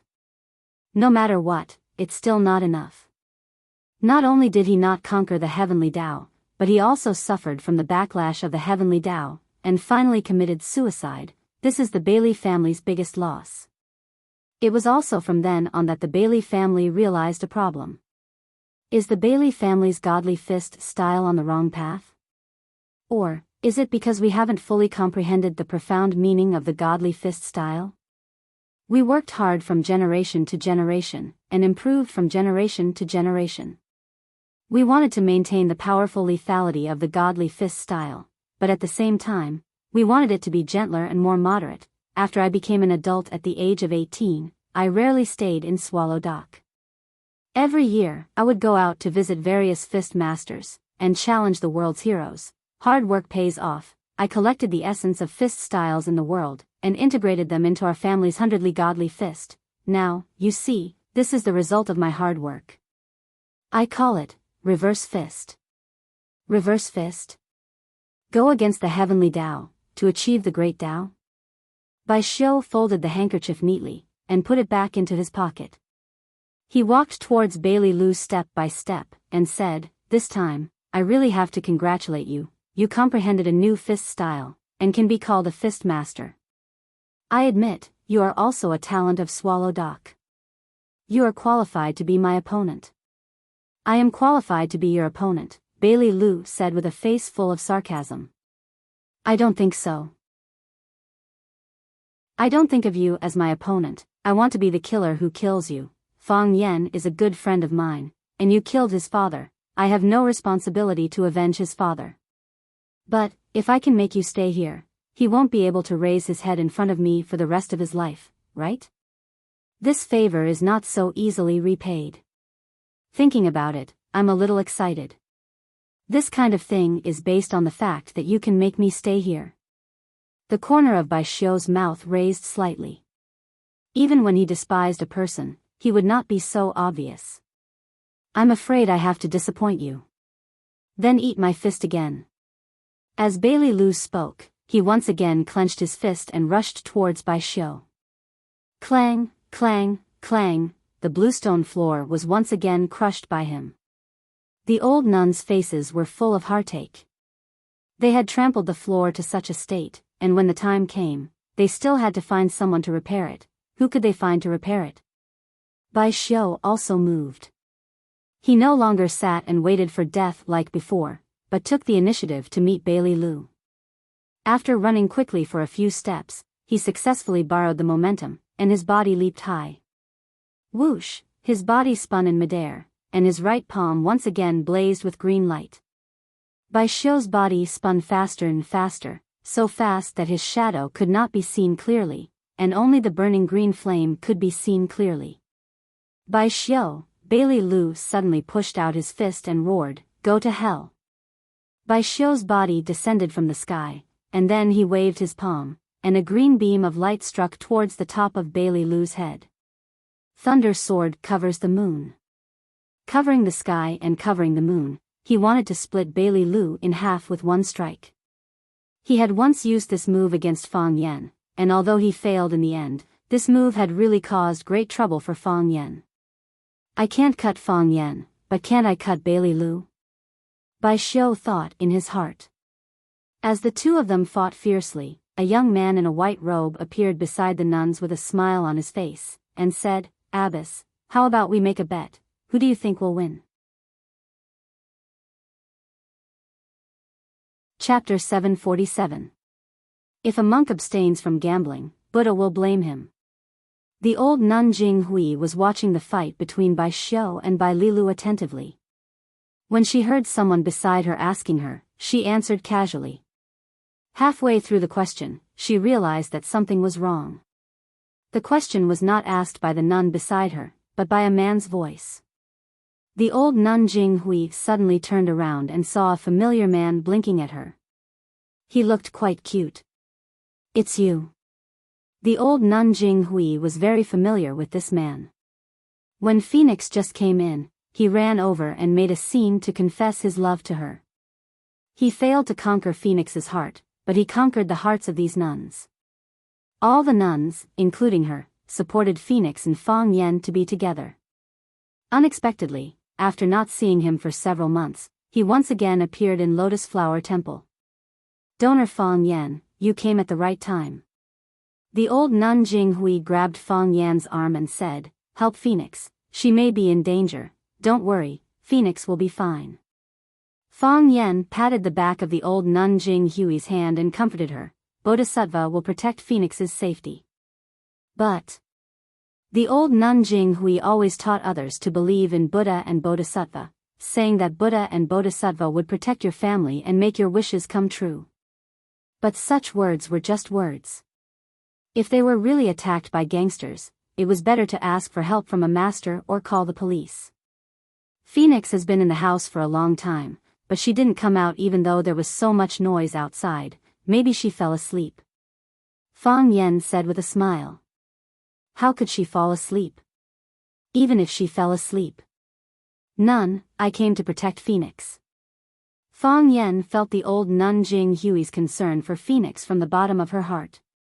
He said, Don't worry. I won't let anything happen to Phoenix. Amitabha. The old nun Jing Hui chanted the name of Buddha and didn't force Fang Yen to enter the house to check.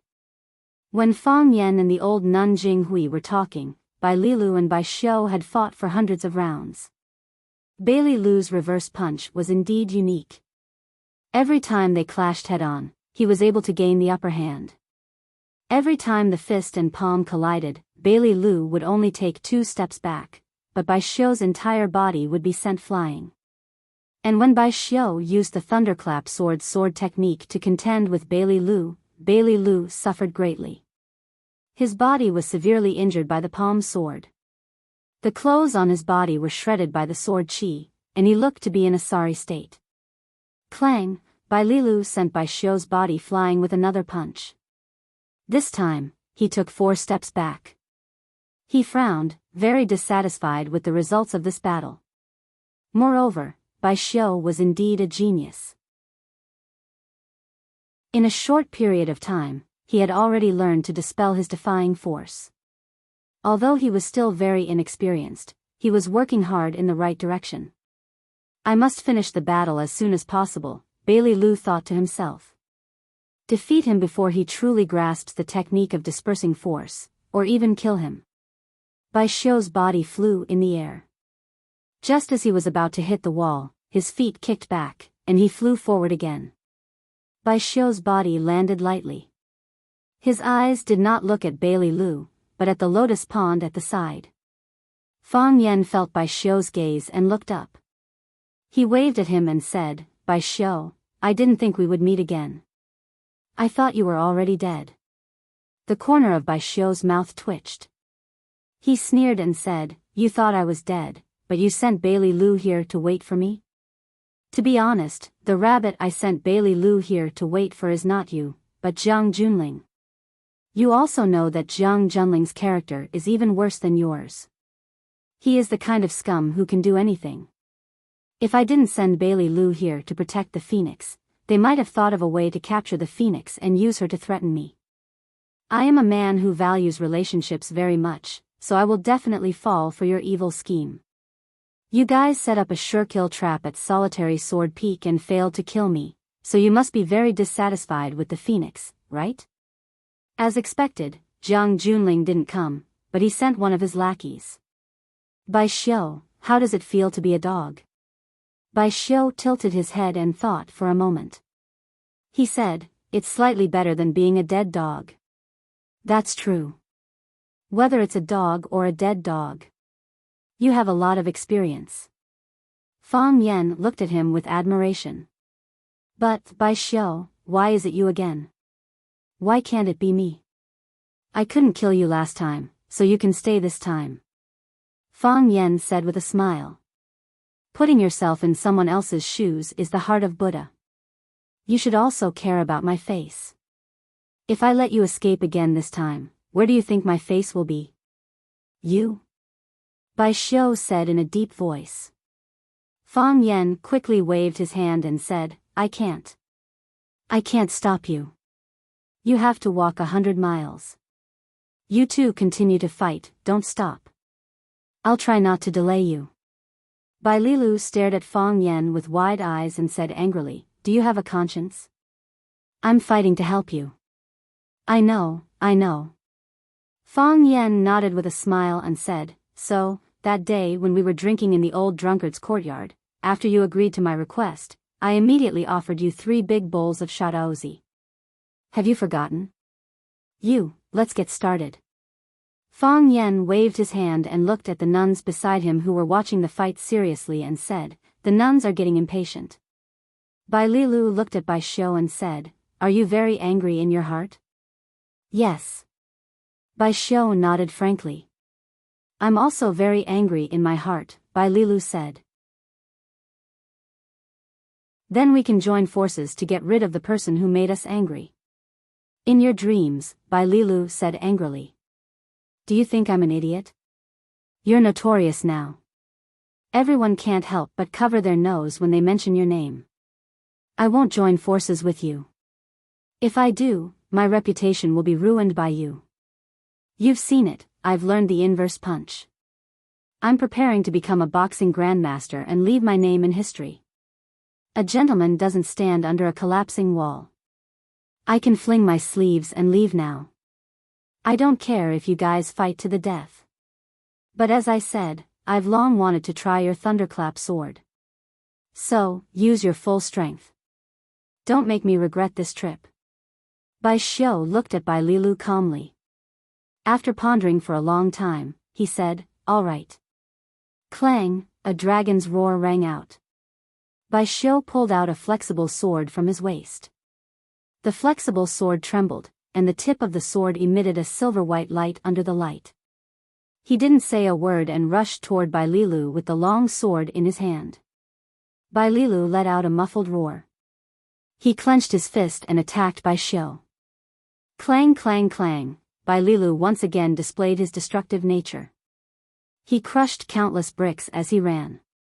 The smile on Fang Yan's face gradually faded. He knew that the real battle was about to begin. Bai Lilu's inverse punch versus Bai Xiu's Thunder Phoenix sword. Who would be the final winner? One was light and the other was wild. One had an invincible fist and the other had a sharp flexible sword. The collision between the two was a delightful thing to watch. Bai Lilu pushed out his glowing fist. Bai Xiu also stabbed out with the flexible sword in his hand. The tip of the sword created one sword flower after another. It was as if countless stars were lighting up around the fist. But Bai Lilu only threw that one punch, and he only had that one punch. The fist was like a rainbow. The power of the inverse punch contained in it was shocking. Boom, a muffled groan was heard. Sand and stones flew everywhere. The weeds on the ground were all broken. A strong airflow exploded. The nuns standing beside Fang Yan lost their balance and fell to the ground. Because Fang Yan used his body to block the attack of the airflow in time, the old nun Jing Hui was able to stand up straight. With her physical condition, if she were to fall down like the other nuns, she would probably lose an arm or a leg. Fang Yan turned to look at the old nun Jinghui and asked, "Nun, are you okay?" "I'm fine." The old nun Jinghui ran to help the other nuns. Fang Yan didn't stop her. He turned his eyes back to the battlefield. After this blow, Bai Lilu and Bai Xiu's bodies were both blown away. Bai Lilu's body flew very far away. After landing, he rolled all the way until he rolled to the side of the lotus pond. Bai Xiu's situation was better than Bai Lilu's. He used the flexible sword as a support. The tip of the long sword pierced into the wall. He used the long sword to support his body. The flexible sword in his hand was no longer soft. Because of the infusion of true qi, it was as hard as iron. Fang Yan walked to Bai Lilu's side. One of Bai Lilu's feet had fallen into the lotus pond. Fang Yan pulled Bai Lilu up and asked, "Are you okay?" "I'm fine." Bai Lilu wiped the blood from the corner of his mouth. He stared at Bai Xiu with sharp eyes and said, "This boy has an amazing learning ability." Bai Lilu was aiming at something. This was the first time he fought with Bai Xiu. His reverse punch was a peerless fist technique that he had just comprehended, at least he thought so. Before this battle, only the core figures of the Bailey family and Fang Yan knew about it. Bai Xiu, who was still very inexperienced when dispersing the force, completely dispelled his force this time, as if he had done this countless times before. "That's why he can become master's disciple, Bai Xiu," Fang Yan said with a smile.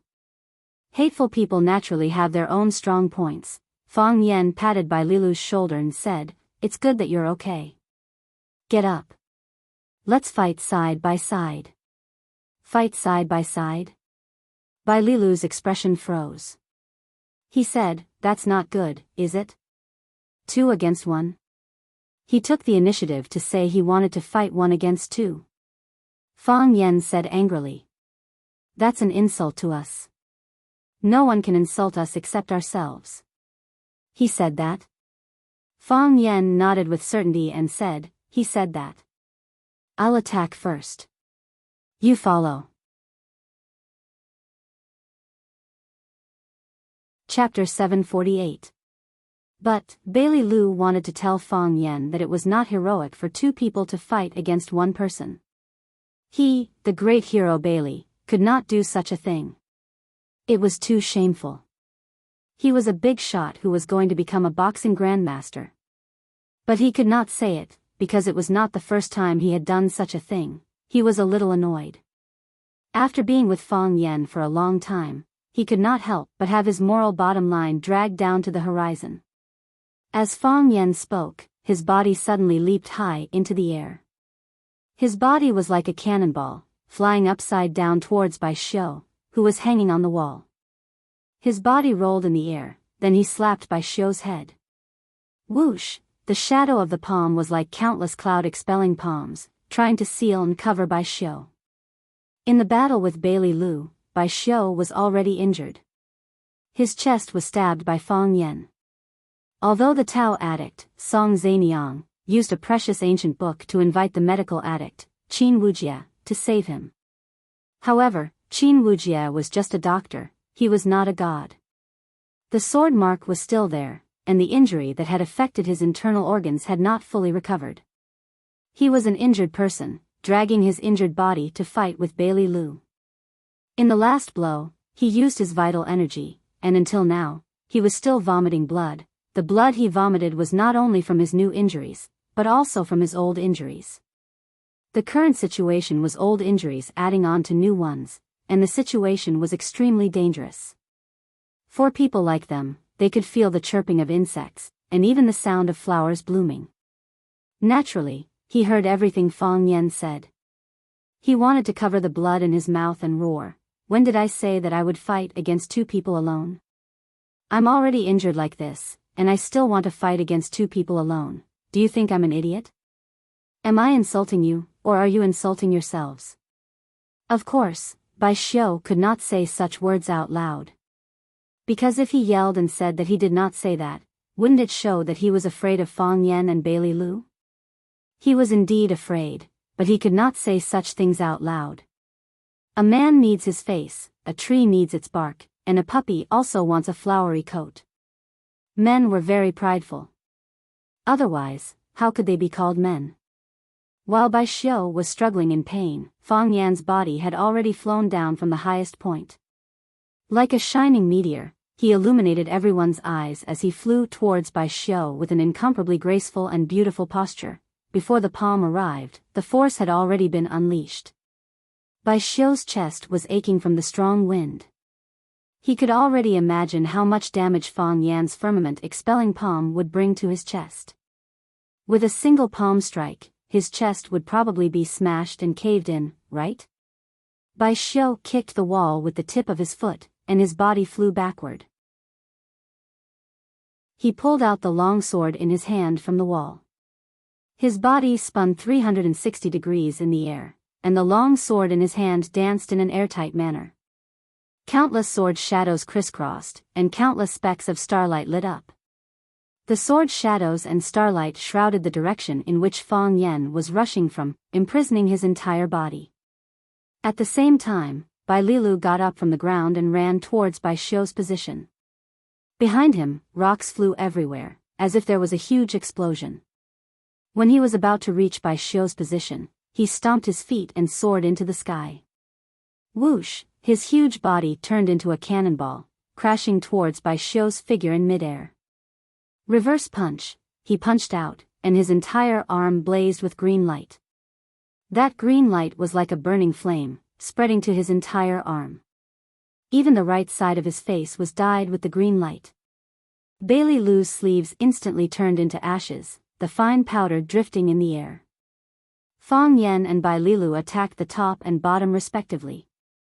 The two attacked from both sides, wrapping Bai Xiu into a meat patty. Boom, Bai Lilu moved later, but arrived first. He punched at Bai Xiu's lower body. Whoosh, Fang Yan's palm struck out, and the surrounding air condensed, causing the entire space to distort. Crackle, this was the sound of the air burning, and a burnt smell permeated the air. Bai Xiu's robe fluttered, and his long hair, which was tied up by the black rope, flew in the wind. His eyes were piercingly cold, and his expression was solemn. He knew that this was the most dangerous moment of his life. It was even more dangerous than when he was lying on the ground a few months ago, and Fang Yan stabbed at him with his sword. The last time, he was stabbed by Fang Yan. He thought he was dead, but then he came back to life. However, the worst outcome would be death. If he couldn't deal with the joint attack of Fang Yan and Bai Lilu today, he might be smashed into meat paste or turned into meat paste. They wanted to dismember him. Bai Xiu had no time to think. All he could do was unleash the full power of the thunderclap sword. As he thought this, the sky full of sword shadows turned into a single sword, and the sky full of starlight suddenly extinguished and disappeared. All that was left was that sword, that plain and ordinary sword.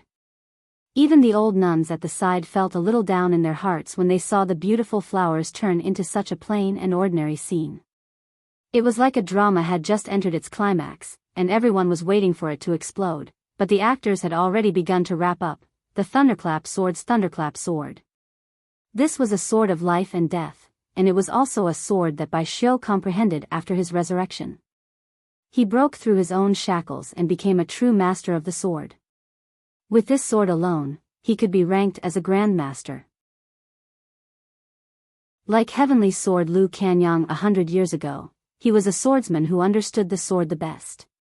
Bai Xiu understood the sword.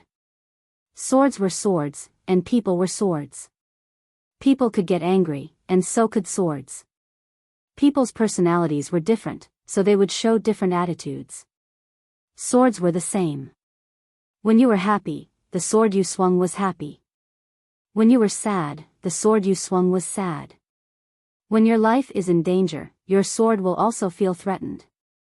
If your heart started to feel fear, then your sword would be the first to feel fear, and you wouldn't even be able to control it. Fang Yan was as despicable as one.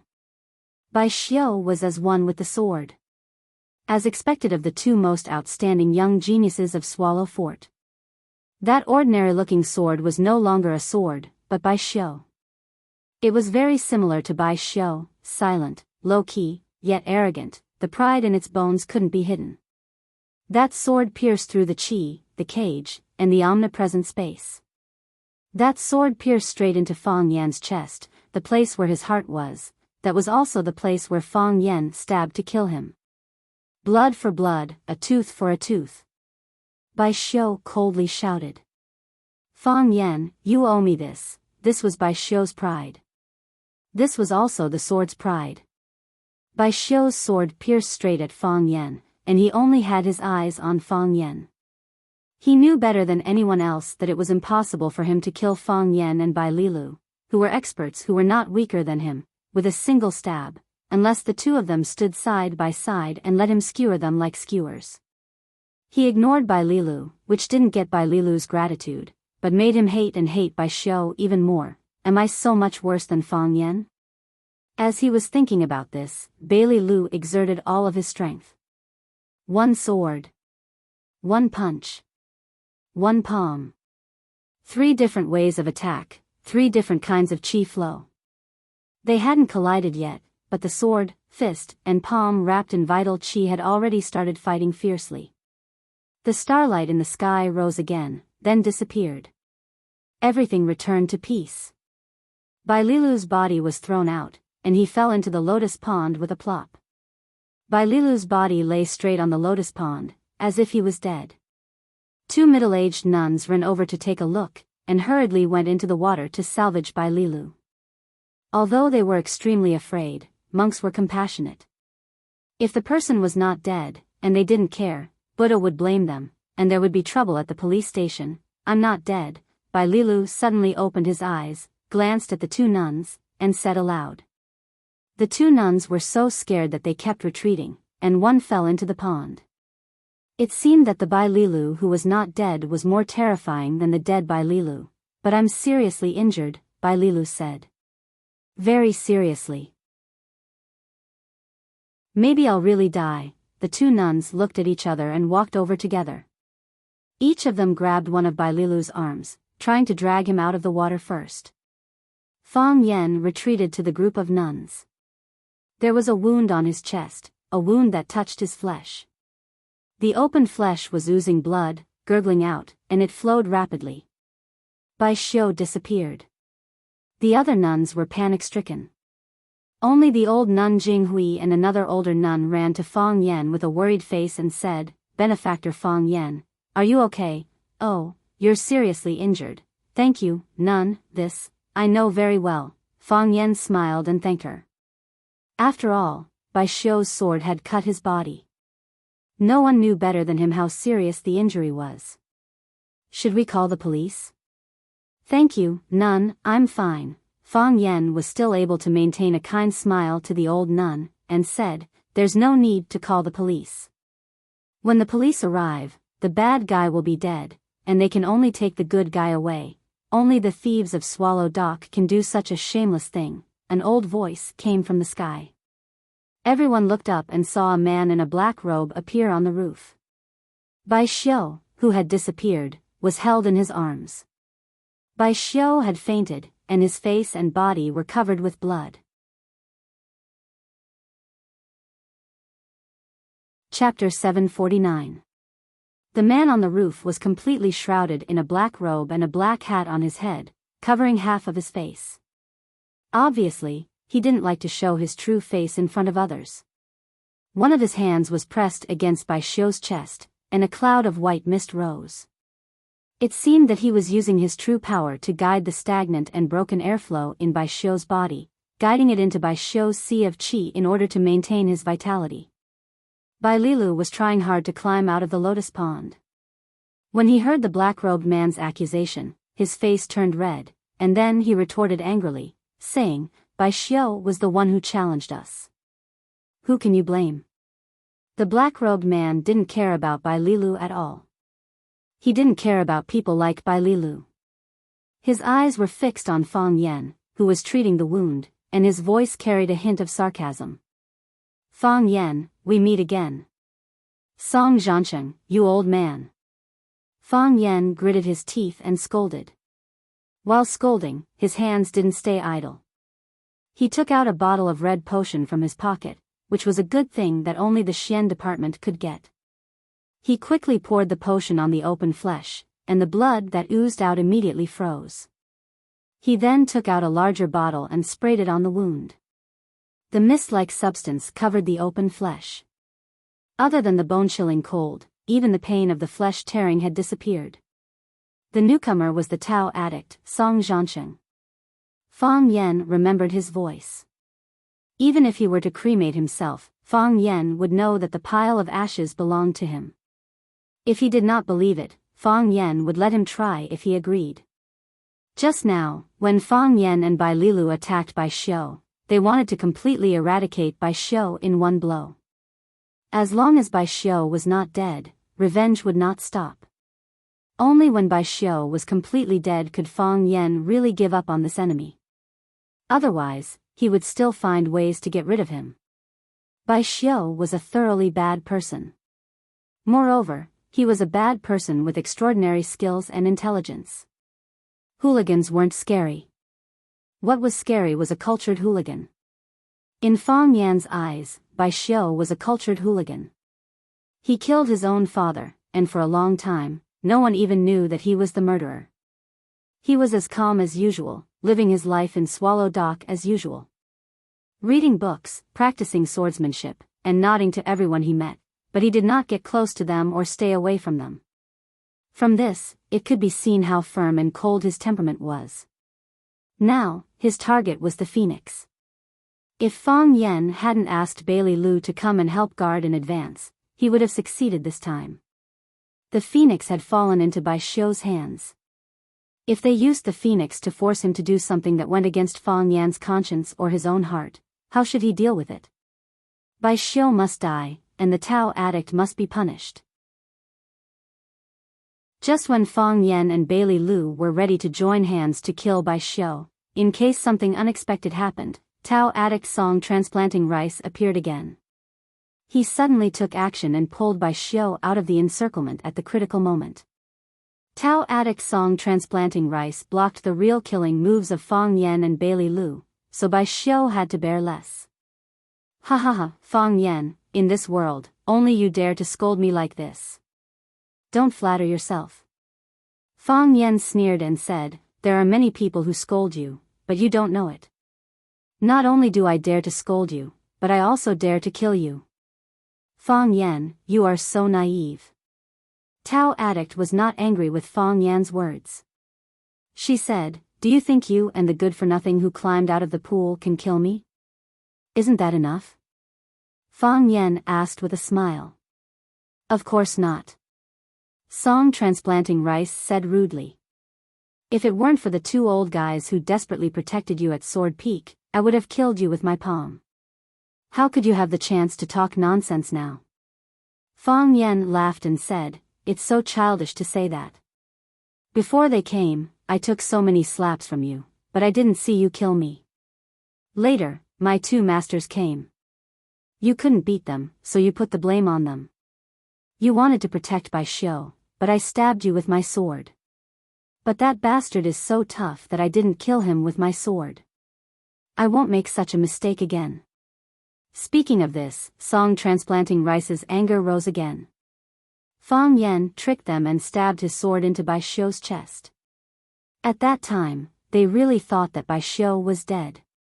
After the two old guys took the unconscious Fang Yen and the seriously injured phoenix away, they also left Sword Mountain with Bai Xiu's corpse.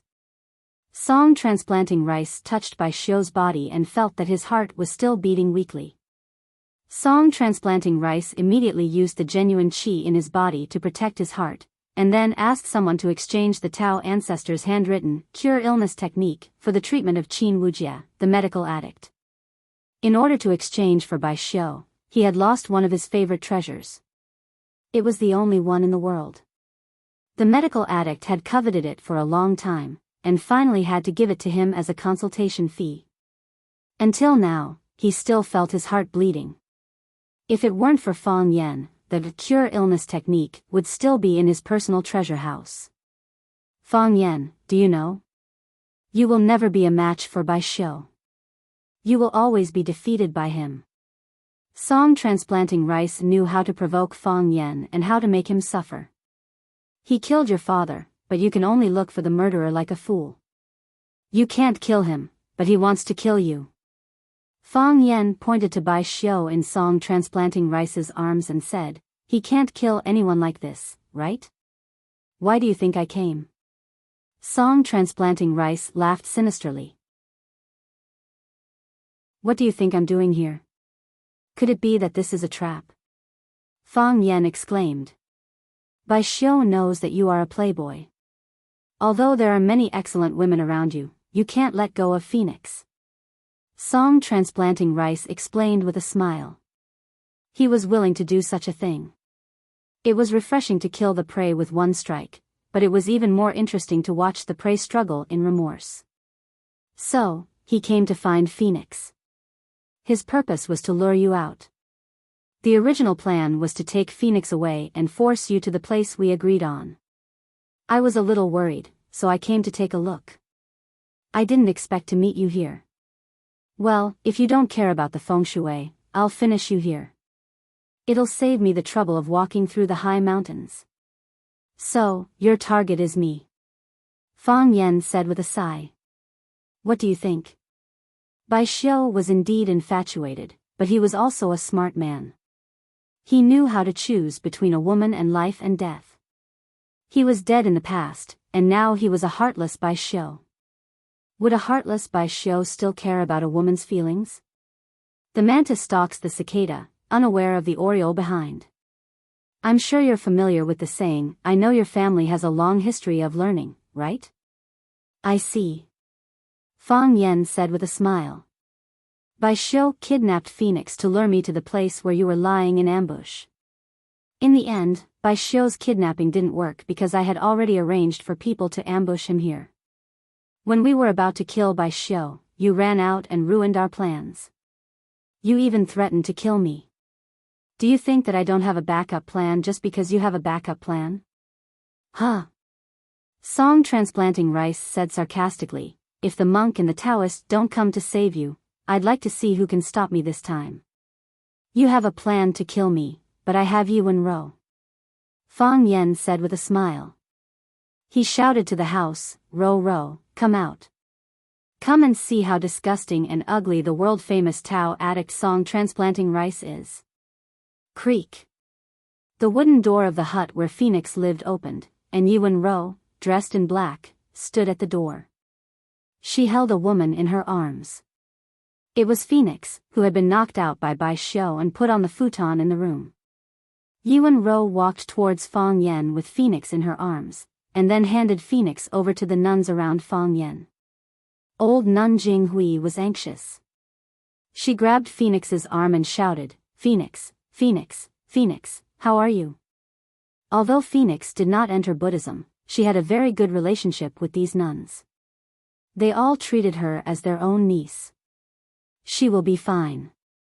Yuan Ro explained softly, she was just knocked out. She will wake up after a sleep. Yuan Ro glanced at Fang Yen and said, I think it's up to you to decide whether to wake her up or not. Fang Yen nodded and sighed softly. Yuan Ro's approach was right, and it was entirely for his own sake. If Phoenix woke up and faced such a situation again, how would she feel? Even he did not know what kind of mood he should use to face Phoenix. Besides, what if Yuan Ro is jealous? Song transplanting seedlings had obviously heard of Yuan Ro. When he saw Yuan coming out of the room, he couldn't help laughing. His voice was like a goshawk or an old dog. He said in a deep voice, Fang Yen, is this the move you prepared for me? Are you going to let your woman intercept me and kill you? I'm afraid you want to drag her to death with you. Tao addict is famous, and her cultivation is unfathomable. She is no longer limited to the 7 addicts. Even Ho Zhendong, the martial addict, is no match for you. So, we are going to attack you together. Do you dare to take it? What's there to be afraid of?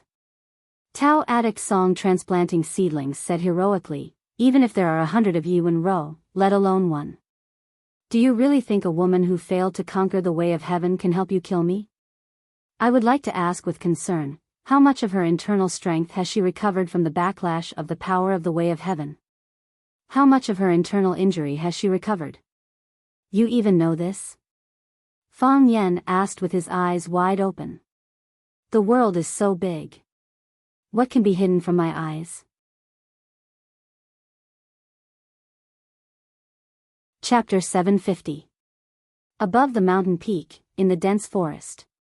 From this angle, one could see the lotus temple at the foot of the mountain. The lonely mountain temple was just a small and dilapidated courtyard through the binoculars. A man in a black suit looked around with a pair of binoculars, with a contemptuous and arrogant smile on his face. The mantis stalks the cicada, unaware of the oriole behind. The most ridiculous thing about this sentence is that everyone thinks they are the oriole. But who is the mantis? Who is the cicada? The man said in a clear voice. If there were no mantis and cicada, how could the oriole behind covet? Young master, they are all mantis, only you are the oriole hidden in the back. A tall man said with a flattering face. The man turned around with the binoculars, and the big man's pig head suddenly pulled in front of him. He said with a smile, before the overall situation is settled, this kind of words don't count. In the battle of One Sword Peak, we have already determined that we are the oriole, but what happened? Didn't we still fail? Failed miserably? Now, the name Jiang Junling has become the biggest joke in Yanjing. What's there to be proud of? That was just an exception. The big man still said with some reluctance. Who knew so many things would happen later? Who knew that the old monk and the old Taoist would stand up to help him? If it weren't for those monks, we would have killed Fang Yan long ago. As the big man spoke, his face became pale, and he hurriedly explained, I don't have a problem with the monks. I respect the Tao addict very much. The man in the suit smiled and shook his head. He threw the binoculars in his hand to the bodyguard next to him and said, how many people in this world can be free from the world of mortals? Monks are human beings, Taoist priests are also human beings. People have desires, and when their desires can't be satisfied, they can do anything. Although the big man didn't understand what the young master was saying, since he said so, it must be very reasonable. The man in the suit looked at a waterfall between the mountain streams on the left and said, the water is too small. It would be good if the water was larger. Everyone was shocked. A long-haired old man asked in a deep voice, young master, do you mean, to flood the lotus temple? How could he do such a thing? The man shook his head with a smile and said, master is down there. How could I put him in danger? Besides, with master's help, Fang Yan's head will definitely fall to the ground. I hate Fang Yan, but master hates Fang Yan even more. I'm sure he won't show any mercy. Eldest young master is right. The long-haired old man nodded and said, Mr. Tao Addict's kung fu is profound. I'm afraid his cultivation is no less than that of the 3 dragons. Some busybodies have listed him as one of the 7 addicts. That's not to show respect for him, but to limit the growth of his reputation. It was said that Fang Yan, who possessed the heart of Supreme Ultimate, was a rare genius of the Tao sect. If Fang Yan was compared with the Tao addict of the same period, he was just a clown. Unfortunately, the people of Taoism are jealous and narrow-minded. They are unwilling to let Mr. Tao addict inherit the throne and control the Tai Chi diagram. Otherwise, Mr. Tao addict would have been the master of Taoism long ago. Master is indeed a genius. There's no doubt about that.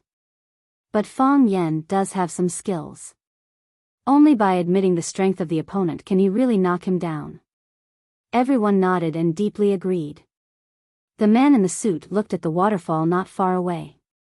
There were red flames burning in his eyes.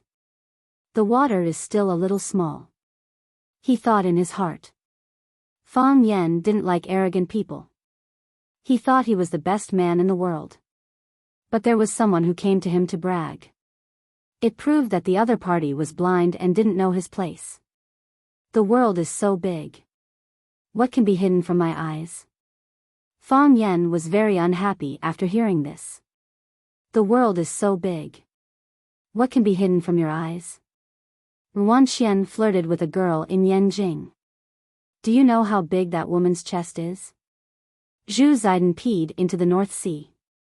Do you know how long his dick is? Qi Tian. Forget it. I won't use Qi Tian as an example. Fang Yen felt that these monks and Taoists liked to brag the most. They talked all day long as if he and Guanyin Bodhisattva and Buddha were good brothers. Come on, they don't even know who you are, okay?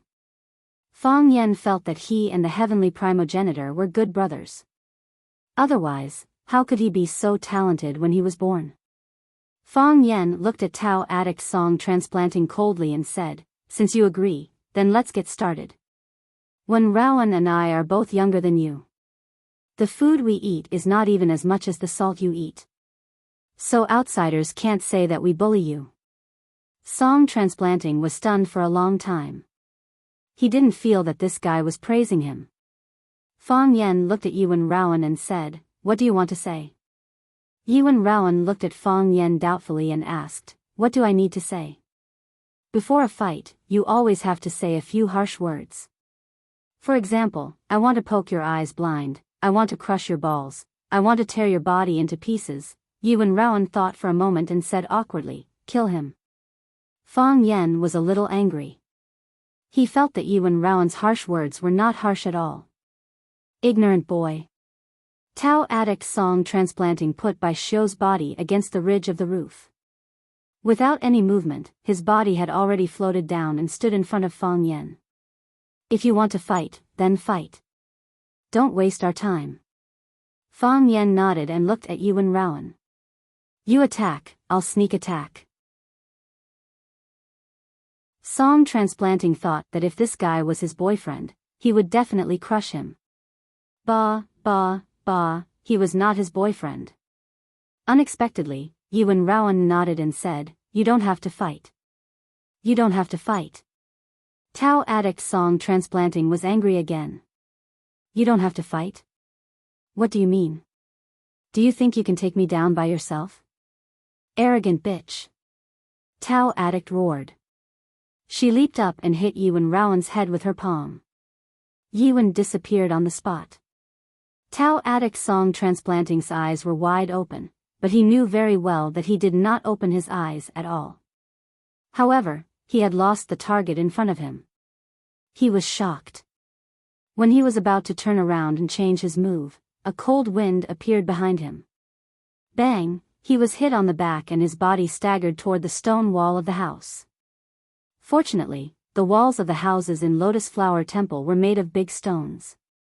Otherwise, they would have been broken by Tao Addict Song Transplanting and Bai Xiu. Puff, the Tao Addict, Song Zaniang, spat out a mouthful of blood from the corner of his mouth. He looked at Yuan, who was standing in the same place as if she had never moved, with a ferocious expression. He asked in a hoarse voice, what's going on? Natural Tao realm? Yuan looked at him calmly and said, natural Tao state. You have entered the natural Tao state. Tao Addict Song Transplanting's mind was racing, imagining all the processes that had developed to the present. Yuan had entered the natural Tao state. He did not fail, but deliberately concealed it. What was their purpose? He wanted to use Phoenix as a chess piece to lure Fang Yen out to snipe him, but accidentally encountered a natural Tao state expert here. I understand. I understand. Tao Addict Song Transplanting's mouth was dripping with blood, and he said in a cold voice, you deliberately concealed the news so that I would not be wary of you. I thought that even if you joined forces, you would not be my match. Then, you came here. Yuan's performance was too calm, which made Fang Yen very dissatisfied. Come on, you are a natural Tao state expert. After keeping it a secret for so long, now you finally have the opportunity to announce this shocking news. How can you not happy at all? Fang Yen was very happy. He looked at Song Transplanting with a smile and said, didn't you just say that nothing can be hidden from your eyes in this big world? I thought you already knew about this matter. You were so surprised just now. So there are things in this world that you don't know? Puff. Tao addict Song Transplanting spat out blood again. He did not know whether it was caused by Yi Wen's palm injury, or because Fang Yen used his own words to counterattack. Don't be angry, it's not worth it. Fang Yen comforted him. You are about to die anyway. She clearly failed. Why did she succeed? Song Transplanting asked. Everyone knows she failed.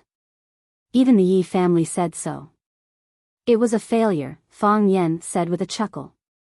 But then she succeeded again. Behind every successful woman, there is a man who is willing to sacrifice for her selflessly. Yi Wen was deeply in love with Fang Yen. So when she tried to climb to the natural Tao state, the test Heavenly Tao gave her was to sever her emotions. Yi Wen couldn't do it. She couldn't let go of her feelings for Fang Yen, so she suffered a backlash from Heavenly Tao. Her body was surging. The energy that she had mobilized to break through the door of Heavenly Tao had nowhere to vent. Finally, it ran wild in her body, but it couldn't find a way out. Yi Wen was unconscious. Her body temperature was rising. Her sea of energy formed a volcano. The volcano was getting hotter and hotter, and it was about to explode. At the critical moment, Fang Yen rushed in. He didn't know how to vent his anger, so he could only use the power of Tai Chi to move the volcano into his body. Fang Yen almost died. Until now, his heart of Tai Chi was still motionless, forming a dead fetus. In order to survive, Yi Wen was freed from the shackles of Heavenly Tao and became a Heavenly Tao state expert.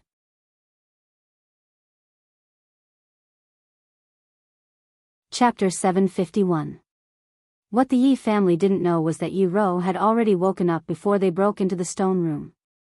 She saw Fang Yen lying beside her in a dangerous situation and immediately understood what had happened. She used her cultivation level as a Heavenly Tao realm expert to inject vital energy into Fang Yen, but eventually, she fainted once again due to overexertion. Yi Daoling found that Yi Ro and Fang Yen were naked and hugging each other. It was also because Yi Ro lost her strength after treating Fang Yen that she fell on him. Yi Ro's clothes were burnt because her body temperature was too high, and Fang Yan's clothes were burnt because he forcibly moved the volcano of the Tao of Heaven into his body. When Fang Yen woke up, he didn't know Yi Ro's current physical condition. He thought she had failed to climb the Heavenly Tao and even comforted her, hoping that she wouldn't mind. After all, she was still young. She could try it every year. It didn't cost her anything anyway. However, when they were alone in the room, Yi Ro told him the truth in a low voice. The two of them had a tacit understanding and remained silent on this matter. Fang Yen stayed in the Yi family's courtyard for a long time with the excuse that Yi Ro failed to climb the heavenly axiom and needed to recuperate. Because their acting was too realistic, even a wise person like Yi Daoling was fooled by them. Perhaps Yi Daoling subconsciously didn't think that Yi Gentle had a high chance of success in climbing the heavenly Tao. He also didn't think that someone would succeed on the first try, and at Yi Gentle's age, Yi Ro's success in climbing the heavenly axiom was already a miracle. This was a world where looks mattered the most. Because Yi Ro was beautiful, even the heavens favored her a little more. Otherwise, why would those who were older than her, who worked harder than her, and who were willing to give up everything, find it difficult to conquer the great Tao? I don't understand. Song Zaniang used the Taoist mind-clearing mantra to suppress his surging qi and blood and said, "Why did the Yi family hide the fact that Yi Ro conquered the way of the heavens for you?" The Yi family benefited the most from Yi Ro conquering the way of the heavens. They want the whole world to know. You sure have a lot of questions. Fang Yen sneered. It's not that the Yi clan wants to hide it for us, it's that we want to hide it from the Yi clan. Song Transplanting's doubts were not without reason. Yi Wen had succeeded in conquering the heavenly axiom, and the Yi family had benefited the most. The Yi family had a martial artist in the Tao of Heaven, and his potential influence was great. No one wished to be enemies with such a family clan. Even a country would sometimes need heavenly Tao realm experts to resolve extremely troublesome problems. For example, Fang Yen and Gong Sun Su had stormed the Millennium Palace to steal the red-robed archbishop's staff.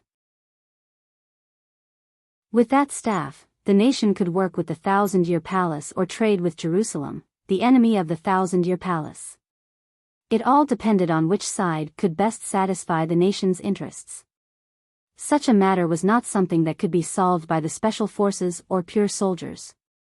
Such a group of people was needed.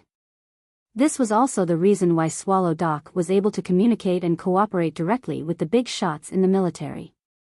However, neither Fang Yen nor Yi Rou wanted the Yi family to know that Yi Rou had conquered the heavenly axiom. If they knew that Yi Rou was already a heavenly Dao realm expert, they would probably forbid Fang Yen and Yi Rou from interacting. Heavenly Dao realm experts were the guardians of a family clan, so they naturally had to pay more attention and restrict them. The couple was naturally excited that Yi Rou had become a heavenly Dao realm expert. Yi Rou had replaced Imo Qingdi as Swallow Dock's youngest heavenly Dao realm expert. She had ushered in a new era, and she would become the new brand of Swallow Dock. 20 years ago, Swallow Dock's brand was Azure Dragon Mo Qingdi. The reason for Fang Yan's excitement was that his girlfriend had become Swallow Dock's youngest heavenly Dao realm expert. And the previous youngest heavenly Dao realm expert of Swallow Dock was old drunkard Mo Qingdi. Although he wasn't a heavenly Dao realm expert himself, heavenly Dao realm experts were his family and girlfriend. This kind of thing would also make people feel proud if they said it out loud. Gigolo? Please, you have to be fair first before you have the right to be a gigolo. Not every man had the right to rely on women for a living. Most importantly, be it old drunkard from 20 years ago or Yi Rou 20 years later, the two of them becoming heavenly Dao realm experts had a close relationship with him. There was no need to mention Yi Rou. If not for Fang Yen risking his life to save her, sacrificing his heart of Taiji to help Yi Rou move the mountain, ignoring the possibility of Yi Rou ascending to the heavenly Dao, it was unknown if she could even keep her life. Therefore, Fang Yen was the man who supported Yi Rou's success. In the future, he might even become the man who supported her. Old drunkard Mo Qingdi was able to become a heavenly Dao realm expert because of Fang Yan's grandfather, Fang Hui. If not for Fang Yan's grandfather taking Mo Qingdi in as a disciple and imparting all he knew to him, how could old drunkard obtain the great Dao through self-enlightenment, no matter how talented he was? Despicable, to even lie to his own family. Song transplanting cursed. These two young people were too shameless. They had achieved such great results, but they didn't tell their own family so that everyone could be happy with them. Even the Yi family really thought that Yi Rou had failed to ascend to the heavenly Dao. They never mentioned anything about Yi Rou outside, and even if someone asked, they didn't seem willing to say much, and it was because of this that Song Transplanting and company were assured, thinking that Fang Yen and Yi Rou were weak and easy to bully. Unexpectedly, the development of the plot was too sudden, and he had kicked an iron plate. Yi Rou had secretly and shamelessly become a heavenly Dao realm expert.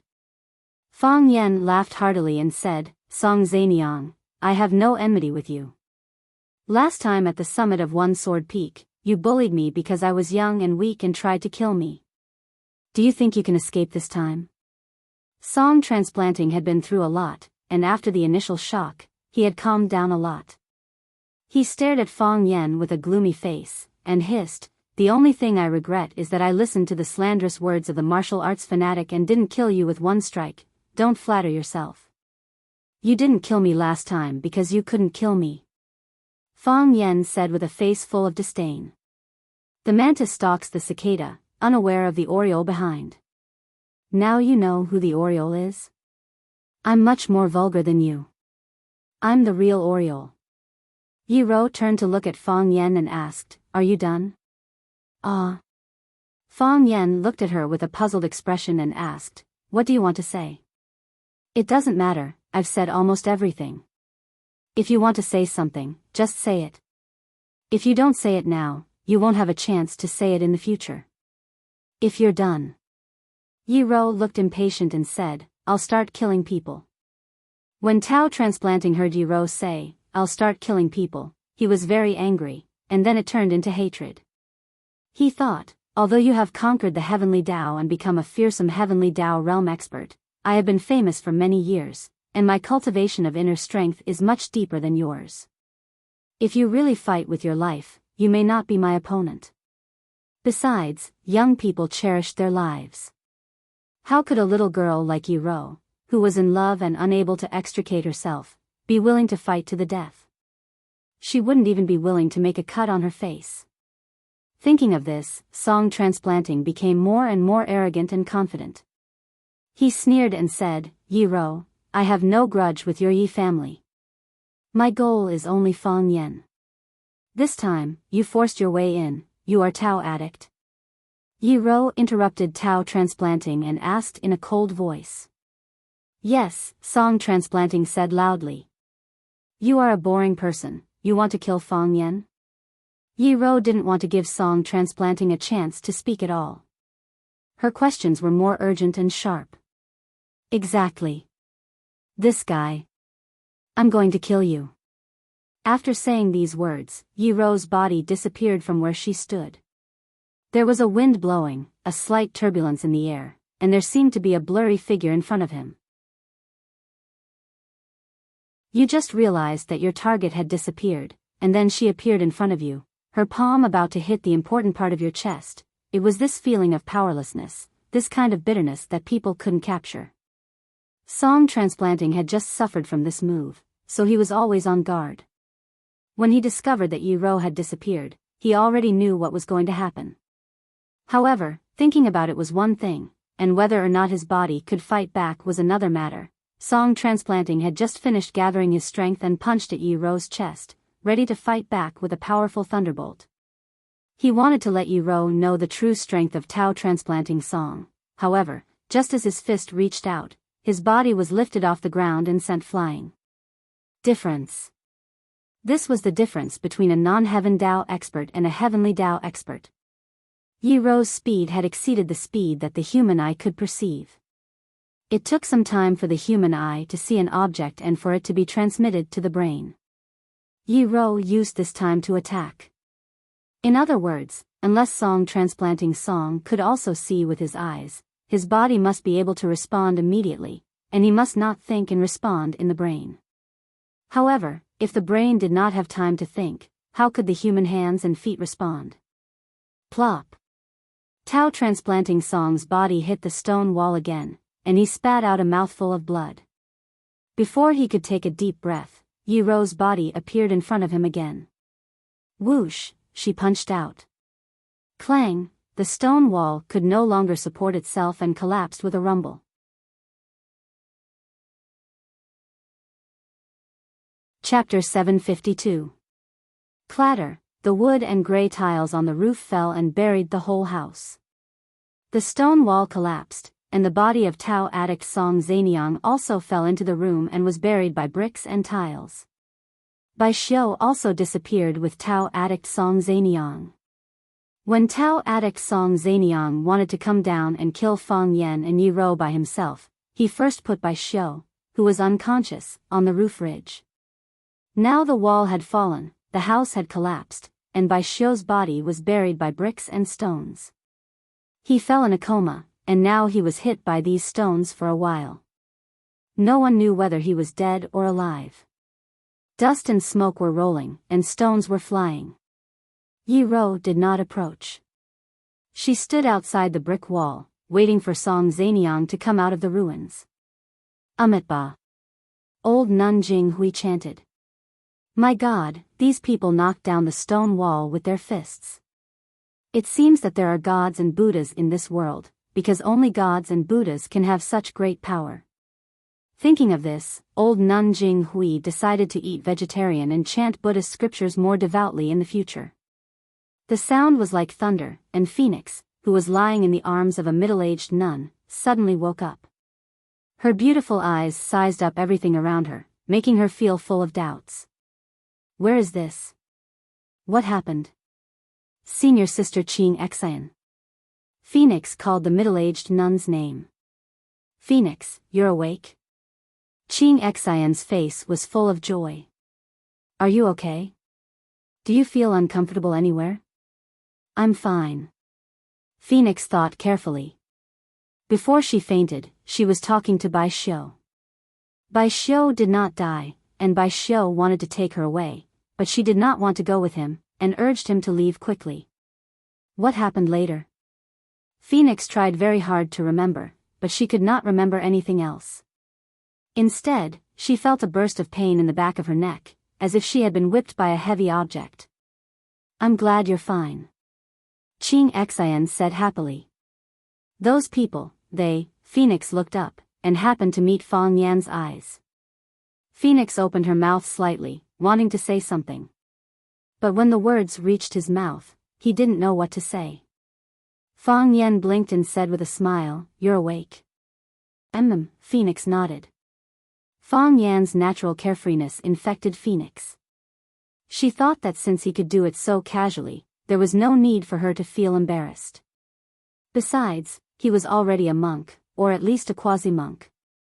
Just as he was about to sever all ties with the mortal world and attain peace and tranquility.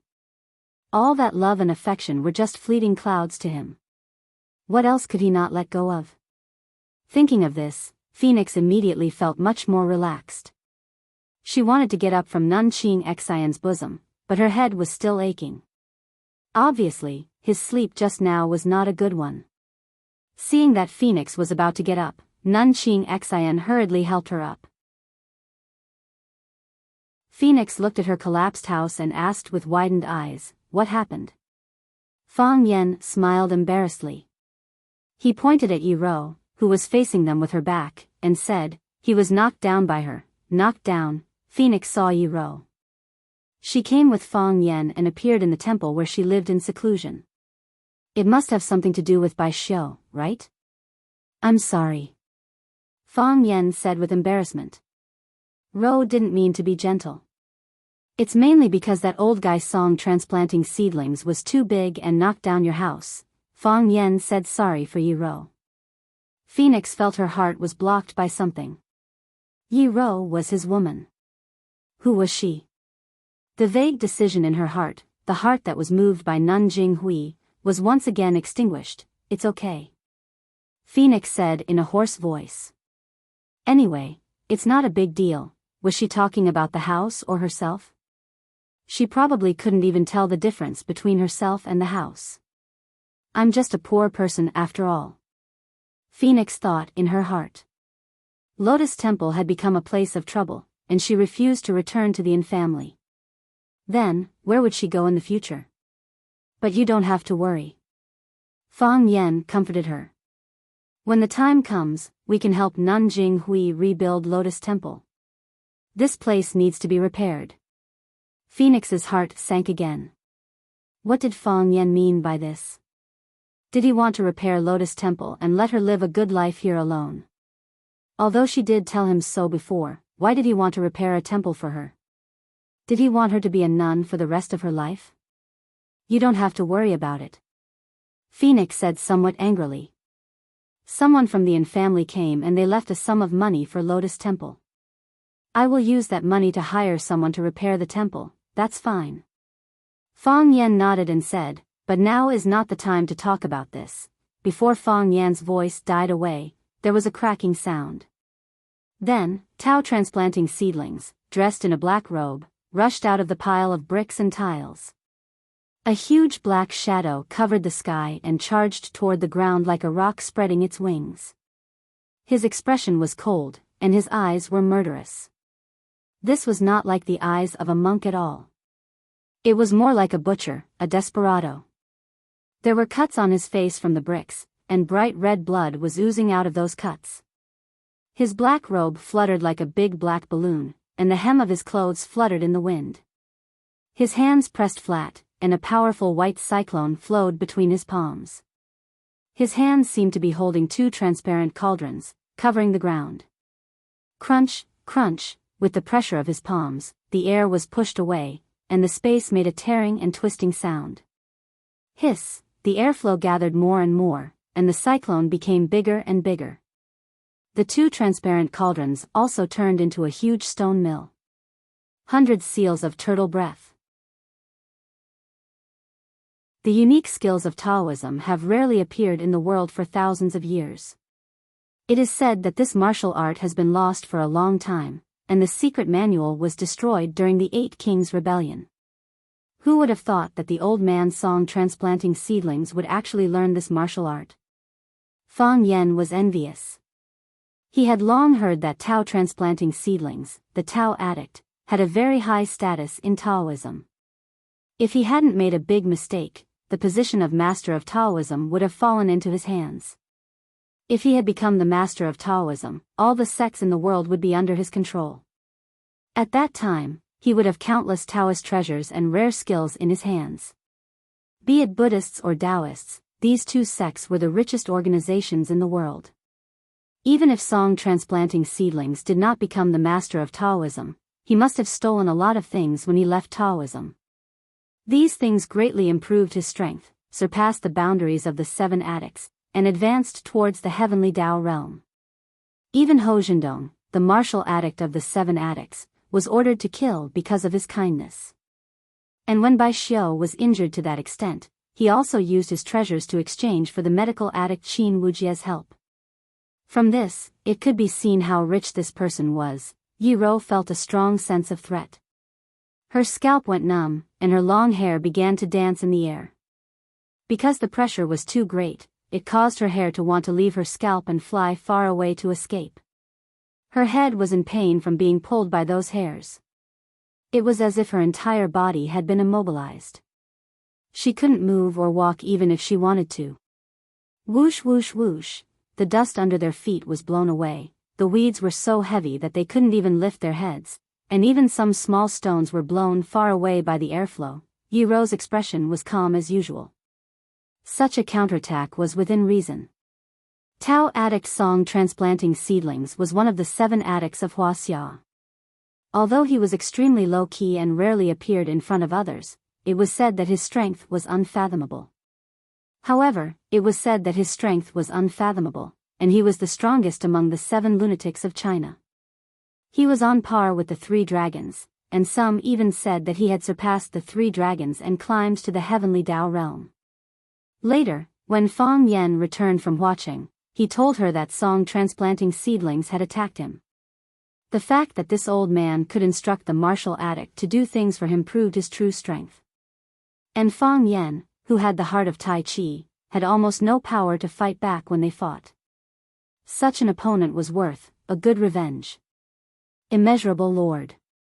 Tao transplanting seedlings shouted. His body accelerated again, and the airwave controlled by his palms shrouded the top of Yi Rou's head. Whoosh! The giant cauldron covered Yi Rou's whole body. The cauldron spun wildly, like a powerful tornado. And Yi Rou was in the eye of the tornado. The cauldron spun faster and faster, but its area was getting smaller and smaller.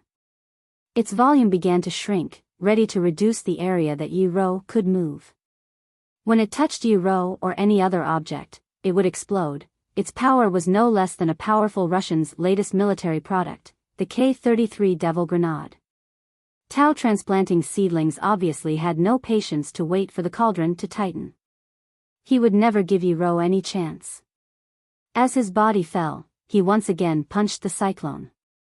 Another sword-shaped chi pierced the transparent cauldron. He wanted to pierce his own cyclone. Boom! The huge cyclone exploded, shaking the entire lotus flower temple. The bursting air currents were like rows of sharp blades that shot out in all directions. Those young nuns were hit by the airflow and were all pushed away, screaming.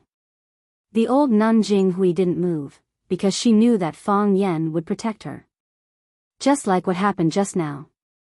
Just as she was thinking about this, she watched helplessly as Fang Yen hugged the phoenix and threw himself in the direction of the lotus pond, my Guanyin Bodhisattva.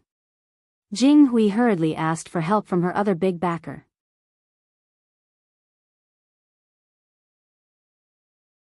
Chapter 753. When the old nun Jinghui's body was about to be swept away by the violent airflow, a huge figure rushed over, jumped into the air and hugged her tightly. The old nun's head hit the ground, and she still couldn't stand steadily after landing. Guanyin Bodhisattva. Jinghui chanted. I'm not Guanyin Bodhisattva. Bailey Lu carefully put the old nun on the ground and said. Of course you're not Guanyin Bodhisattva. You were sent by Guanyin Bodhisattva. I'm not sent by Guanyin Bodhisattva. You don't know your own heart, I said I'm not. Bailey Lu said grumpily. He was a little regretful. If he had known this would happen, he would have let the real Guanyin Bodhisattva save him. Donor, everything has its cause and effect. You came to the Lotus Temple, this is a trap. You saved me in a critical moment, this is the result. Bailey Lu strode away. Is this old nun trying to persuade me to believe in Buddha? He is a man who will become a heavenly Tao expert. Seeing that Yi Ro had easily sent Tao addict song transplanting seedling flying, his heart was in turmoil, and all sorts of feelings welled up in him. Is this the strength of a heavenly Tao expert? Is this the gap between a heavenly Tao expert and a non-heaven Tao expert? No wonder people say that a slight difference can lead to a great loss. Many years ago, he heard that Tao addict song transplanting was about to step into the heavenly Tao realm and become the most powerful existence below the three dragons. However, after so many years, he still couldn't step in. He didn't know what kind of problem was blocking him from the heavenly Tao when he was trying to climb the heavenly Tao. Bailey Lu didn't care whether others could enter the heavenly Tao realm or not. He only cared whether he could enter the heavenly Tao realm or not. Since Yi Ro entered, he must enter too. Because this was the hope of the Bailey family for hundreds of years, it's hard to enter the heavenly Tao with godly fists. This sentence was like the Monkey King's band-tightening curse, tightly binding them. Countless talents of the Bailey family worked hard day and night to break this curse, traveled mountains and rivers, visited famous experts, and challenged the heroes of the world. Everyone said that he, Bai Lilu, was the most promising man in the Bailey clan to climb the heavenly way. However, he knew very well that he was still very far away from that door. He didn't even know where that door was or what it looked like. Not being able to enter the door, whether it was the door of the heavenly Tao or the door of love, was the most tragic thing for a man. As Yi Ro had showcased the strength of the heavenly Tao realm, it left Bailey Lu agitated and excited. He even forgot about his heavy injuries. Fang Yen carried the phoenix's body far away from the battlefield, all the way to the edge of the distant lotus pond before settling down.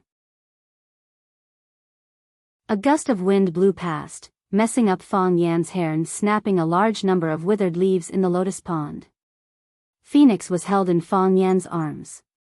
After tidying up her long hair, she was about to ask if Fang Yan was all right when Fang Yan tossed her aside and flew back into the fray. Phoenix looked at Fang Yan's back and sighed softly. In the past, when this man had devoted his whole heart to her, she had no way to protect and cherish it. Now, he had devoted the same heart to another woman. Why did she feel so sad? Is this jealousy? She asked herself in her heart. After the big explosion, the ground was a mess. The dust and weeds in the courtyard were swept away by the strong airflow that was like a wave of light. It looked clean and bright. Yi Ro, who was in the courtyard, had disappeared. Tao addict, song transplanting seedlings, who had descended from the sky, had also disappeared. The courtyard was quiet, as if nothing had happened. The beautiful woman in black who was calm and composed, the evil Taoist with his black robe fluttering in the wind, and the huge ball of light that was so bright that it was hard to open one's eyes. It was all a dream. It was a realistic yet illusory dream. However, on the stone wall not far away, there was a huge stone cave. The stone cave made a cracking sound, and large pieces of stone fell from the stone wall. Rumble, a large stone rolled down from the hillside, with sparks and lightning along the way. It looked impressive and extraordinary. Crack, it fell on the pile of stones on the ground. A crack appeared in the middle, and then it broke into countless small pieces. On both sides of the huge stone cave, Yi Ro and Tao addict song transplanting seedlings stood on a huge stone facing each other.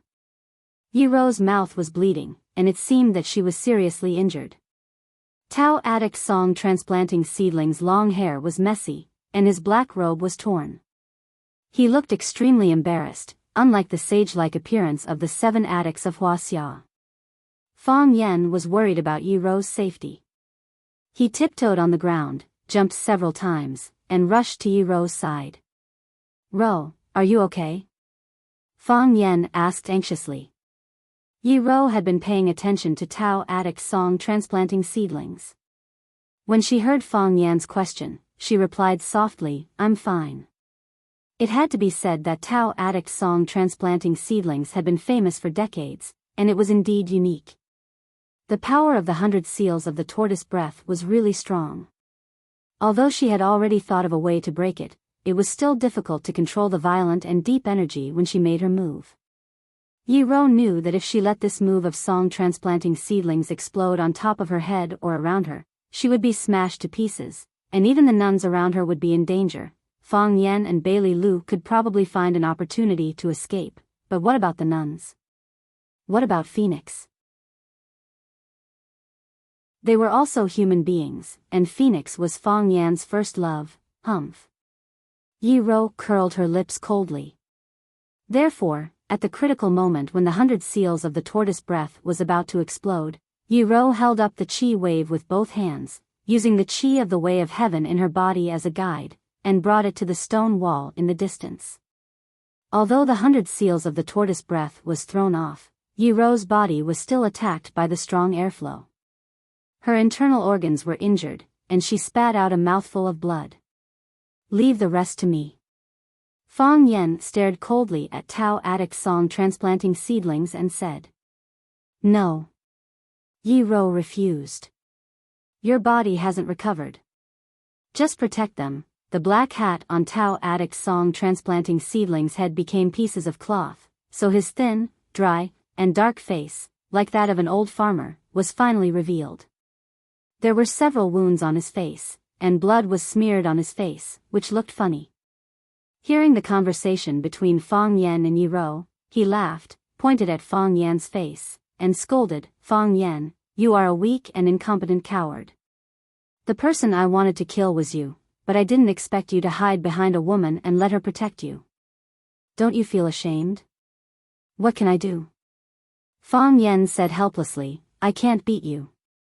If you are a man, fight with me alone. Don't let a woman stand up for you.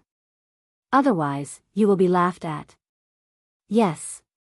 If I fight with you alone and get killed by you, everyone will think that I was brave and died a worthy death. Is that what you mean?" "You shameless brat," Fang Yen waved his hand and said, "Song Transplanting Seedlings, you just said that you wanted to attack me and my wife. Why do you want to fight with me alone now? You are the Tao Addict, one of the 7 addicts of Huaxia.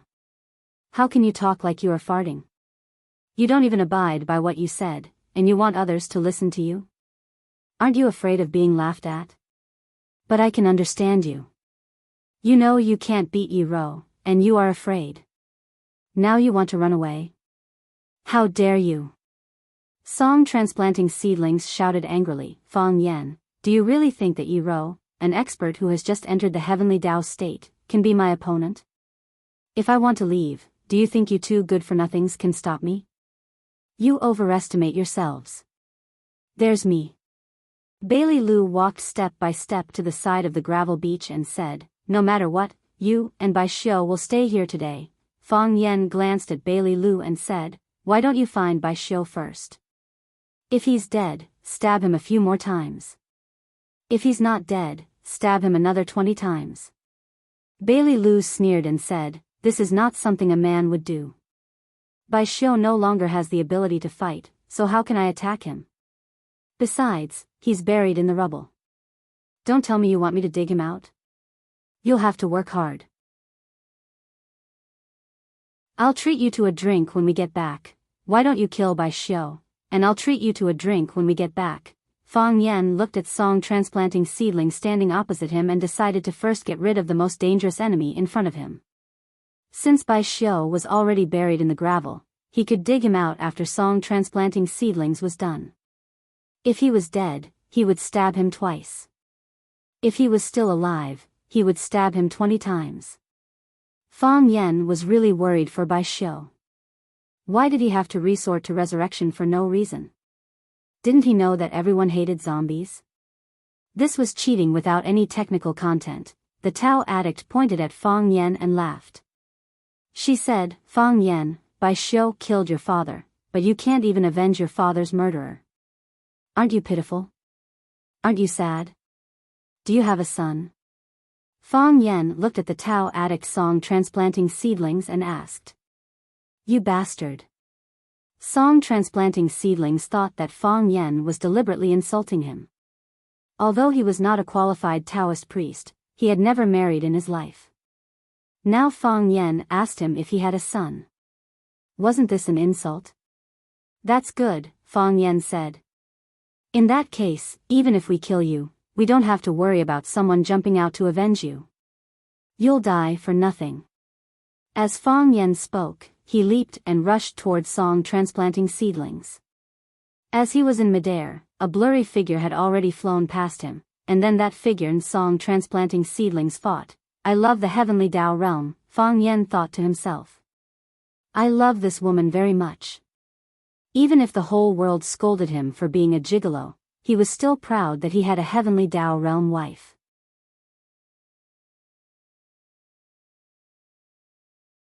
Chapter 754. Protect the Nun. Fang Yen shouted to Bailey Lu. Song transplanting was behind Bai Xiu. Were there any other villains behind Song transplanting? Fang Yen was worried about the safety of the nun, Phoenix, and the others, so he had been guarding them. Now that he was going to join forces with Yi Ro to deal with Tao addict Song transplanting, she needed Bailey Lu to do it. Good people always worked harder than bad people because good people cared about everyone they interacted with or the onlookers. When Spider-Man, Iron Man, The Flash, Batman, and Superman fought with the bad guys, they had to save ordinary people who were thrown out by the bad guys at any time. Because the bad guys never treated others as human beings. Fang Yan's heart jumped, and the strong burning sensation in his dantian came again. Since he moved the volcano in Yi Ro's body into his own, he often felt their existence. It was like a burning devil stirring up trouble in his body. Fang Yen tried to pull them out several times, but when he channeled his qi to his dantian, the small flames suddenly burned fiercely when it encountered his qi. The slight burning sensation turned into a scalding stimulus, making him feel as if a hole was about to be burned into his stomach.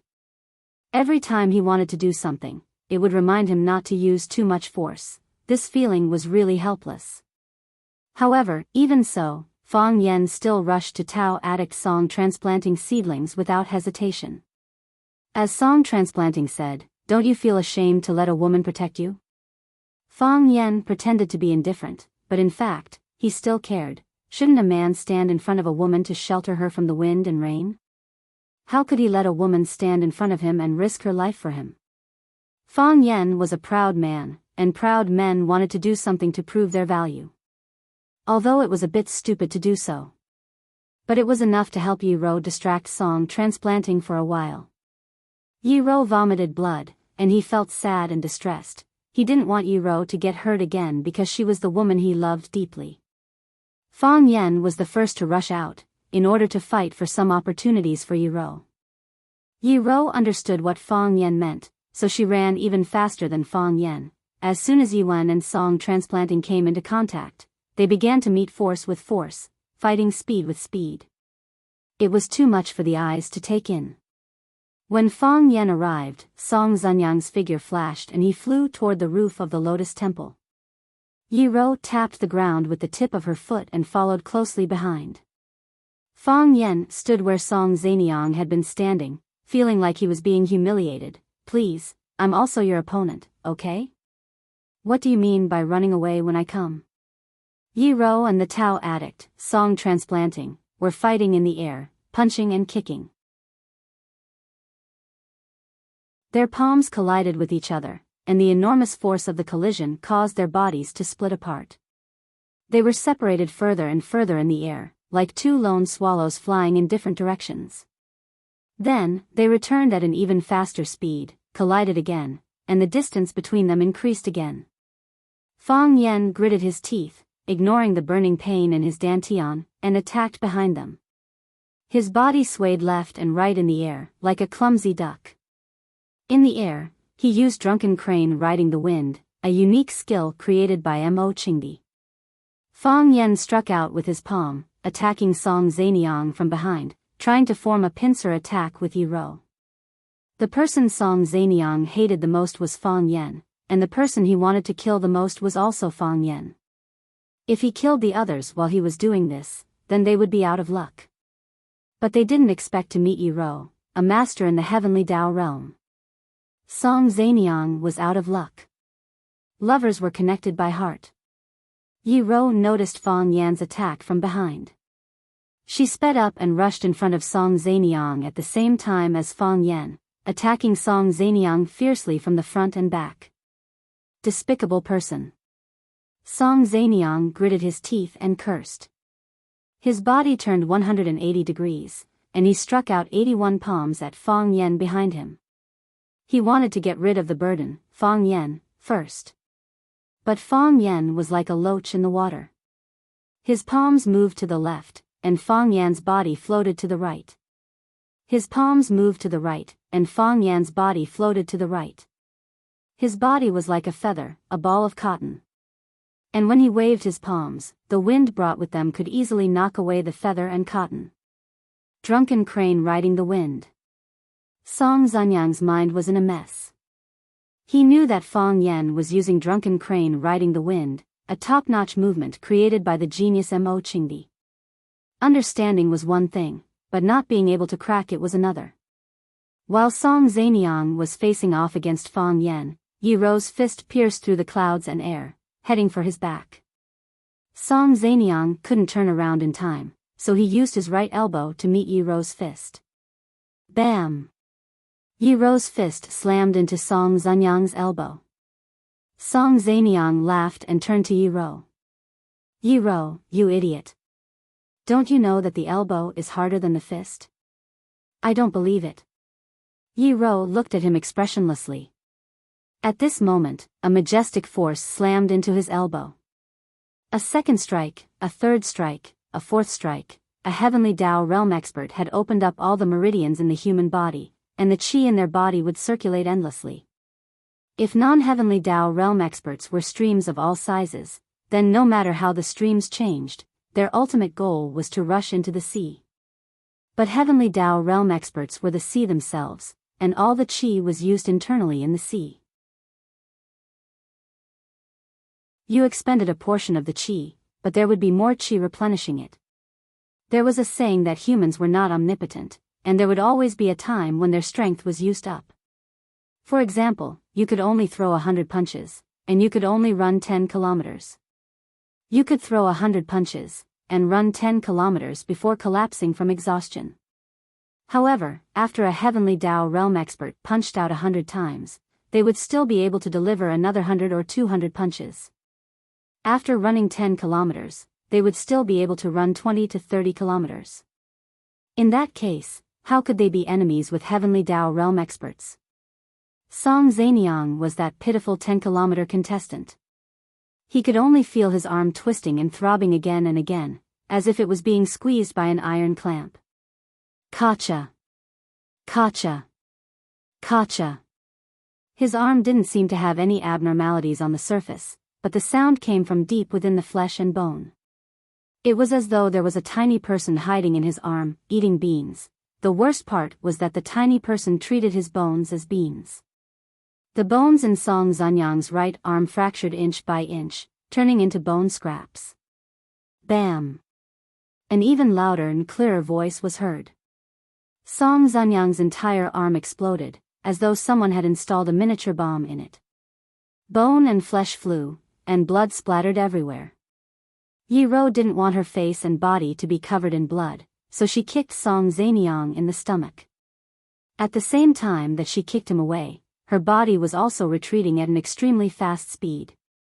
Bam! Song Zanyang's body rolled all the way on the ground, and then came to a stop in front of a huge Buddha statue. He crawled up from the ground and looked at the wound on his arm that was still bleeding profusely. With a muffled groan, he quickly took out a small black porcelain bottle from his bosom and opened it. He poured all the precious medicinal powder in the bottle onto his arm. The bleeding stopped, but the pain didn't stop. Even with Song Zanyang's endurance, he couldn't bear the pain of losing his arm. When the force hit his arm again and again, it wasn't just his arm that hurt, but his whole body. When his arm exploded, the flesh of his limbs, his internal organs, his brain, and everything else in his body seemed to explode at once. Yi Ro. Song Zaniang roared in exasperation. I'll kill you. I'll wipe out the entire Yi family. I hope you keep your word. Yi Ro's body floated down, and she stood on the shoulders of the huge stone Buddha statue. Her black robe fluttered, and her long hair fluttered. Her face was cold, and her temperament was cold. She looked like a goddess from the heavens. Song Zaniang kicked the stone Buddha statue, and a green light flashed between his palms. Crack, there was a crisp sound, and the stone Buddha statue cracked from bottom to top. There was a sharp whistling sound from the crack, and it was like a stone snake darting toward the soles of Yi Ro's feet. Yi Ro tiptoed, and she jumped high into the air. Then she fell at an even faster speed. Boom, their fists collided. Yi Ro's body flew up again, and then landed again. Boom, there was another collision. This time, Yi Ro's body fell toward the lotus pond, and Song Zanyang's body flew diagonally toward the front of the temple. He wanted to run away. Song Zaniang was afraid, and he wanted to break away from the fight. Fang Yen knew that Song Zaniang was afraid, and that he would only lose his life if he continued to fight. So, to him, it was only a matter of time before he ran away, because Fang Yen had expected that Song Zaniang would run away. He had been on guard against Song Zanyang's escape. Seeing that Song Zaniang was really running toward the front yard of the Lotus Temple, Fang Yen immediately chased after him. Old man, where do you think you're going? Fang Yen reached out for Song Zanyang's neck. Song Zaniang suddenly turned around, and stared at Fang Yen with bloodshot eyes, and then slapped at Fang Yen's head. 100 seals of the turtle breath, a transparent giant bell stretched out from Song Zanyang's arm, and with a whistling sound, it smashed toward Fang Yan's head. Bang! There was the sound of something breaking.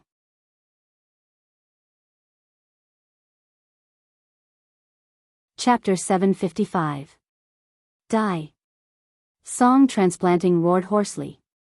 Boom! The gigantic transparent air hammer was almost tangible as it smashed heavily towards Fang Yan's weak head.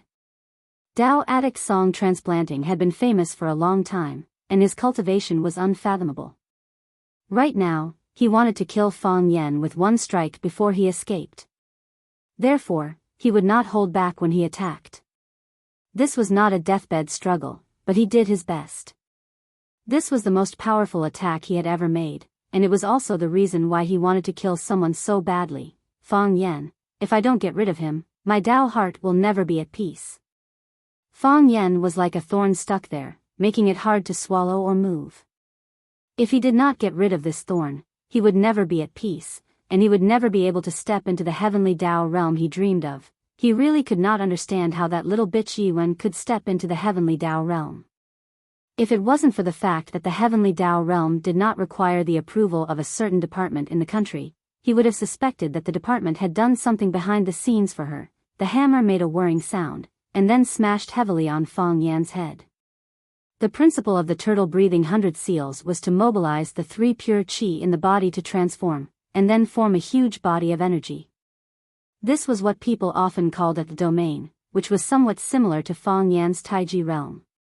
The only difference was that the turtle-breathing 100 seals could only be used once, and it would disappear after the explosion. Fang Yan's Taiji realm could be used continuously, as long as he was in a fighting state, or if he wanted to. Obviously, the Taiji heart was much more advanced. These days, who didn't carry a few flashy skills when they traveled the world?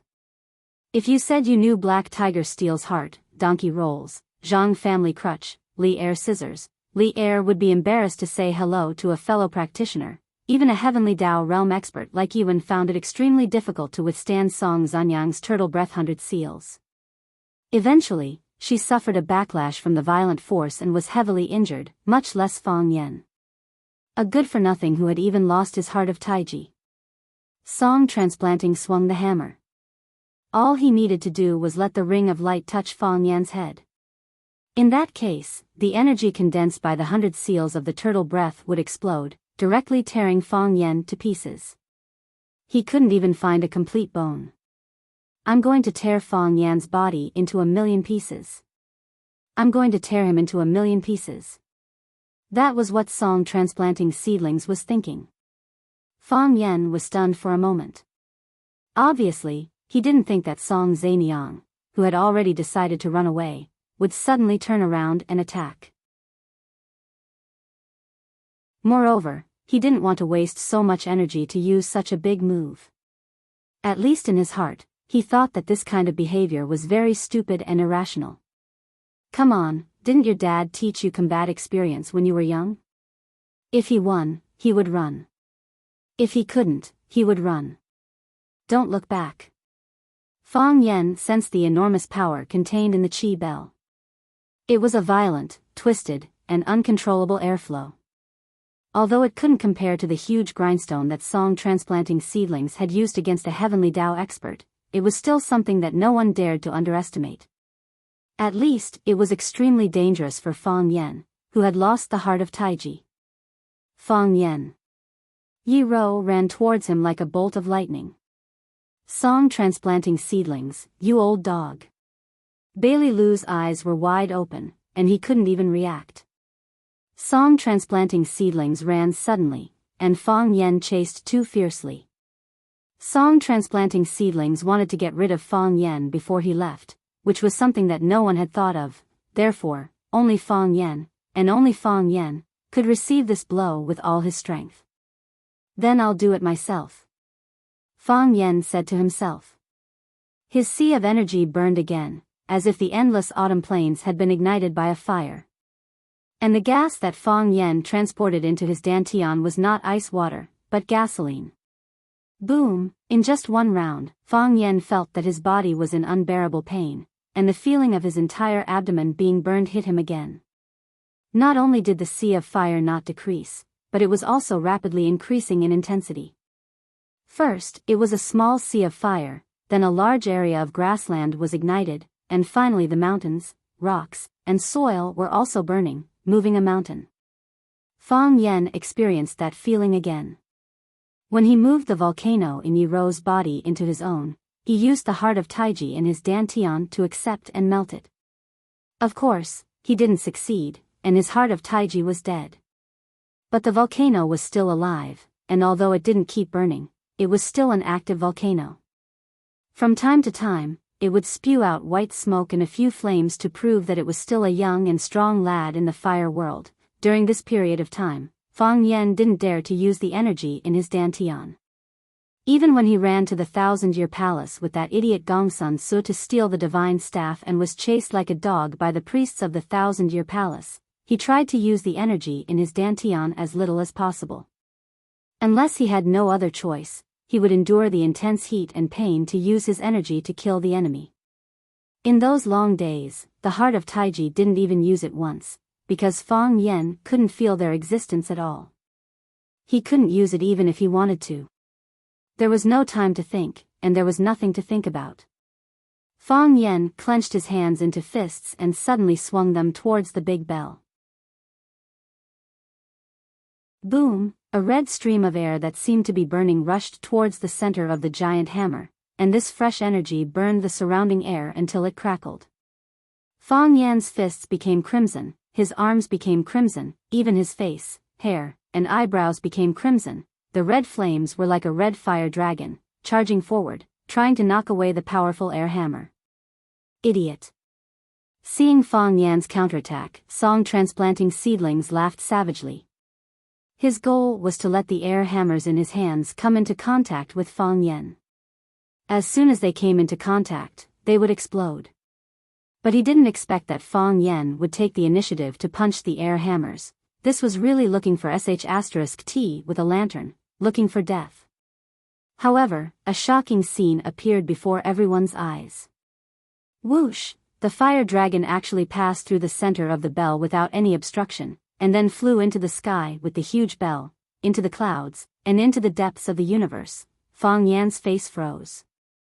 What's going on? He did have such a plan in mind, but it was just a thought. At least he thought it was just a thought. Such a thing couldn't possibly happen. Because he clearly saw that Yi Wen was seriously injured and vomiting blood after taking his turtle breath and 100 seals. Compared to Yi Wen, he was still a little bit weaker. Song Transplanting Seedlings was even more stunned. What the F***ck is he playing at? Where's my hammer? His turtle breath and 100 seals were formed from the true chi in his body. In other words, as long as the bell was in his hands, it was closely connected to the steady flow of chi in his body. As long as the chi was continuous, the bell would never disappear. What was going on? He was still desperately channeling his true chi. When he saw Fang Yan using his fists to block the attack, he increased his strength and activated the remaining energy in his dantian that he had used to escape. For a moment, he realized that this was not the right thing to do. He had to save some of his true chi to escape, to deal with the more complicated situation when Yi Wen caught up with him. Fortunately, he had a backup plan, and someone to help him, but where had her Zhongzi gone? The fire dragon roared as it flew into the sky, bringing the hammer with it and disappearing without a trace. It didn't explode. Song Transplanting Seedlings looked in the direction where the fire dragon had disappeared, his face full of shock. Every attack of the turtle breath and 100 seals was made from condensed chi, as if it were solid. However, each of these entities was a domain. As long as you were enveloped by the domain, or if the balance of the domain was broken, it would explode and tear you to pieces. That was how the turtle breath and 100 seals worked. What was going on? You broke my turtle breath and 100 seals? Song Transplanting Seedlings looked at Fang Yan in shock, unable to accept what had just happened. This idiot, didn't he say that his Taiji heart had disappeared? Didn't he say that he was no match for him, that he would be killed if he fought to the death, that he would be laughed at for his bravery? Could it be that this guy was lying? Had he been deliberately hiding his strength? Actually, he was too. Song Transplanting Seedlings didn't dare to think any further. Moreover, he subconsciously felt that this was impossible. That was a heavenly Tao expert. He had worked hard for decades and still hadn't been able to take that step.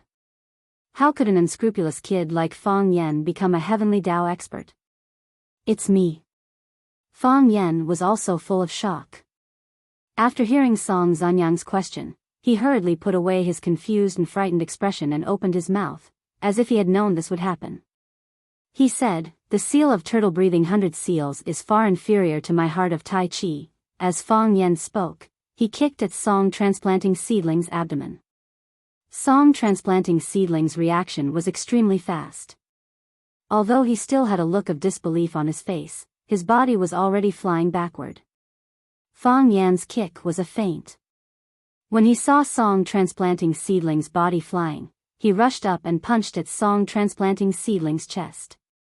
Bang! Song Transplanting Seedling's body was hit, and he flew away at an even faster speed. This old man was extremely cunning. He would rather take Fang Yan's punch and use Fang Yan's push and his own strength to run to the front yard of Lotus Flower Temple. There was someone there to receive him. Killing a Tao addict, Fang Yan is. Fang Yan was really furious. He took out a pistol, aimed at Song Transplanting Seedling's back, and pulled the trigger. Bang! Song Transplanting Seedling's body staggered in midair, and then fell to the ground. You're tuning into the Romantic Tales YouTube channel. Don't forget to subscribe and join us on this journey to catch the most captivating stories.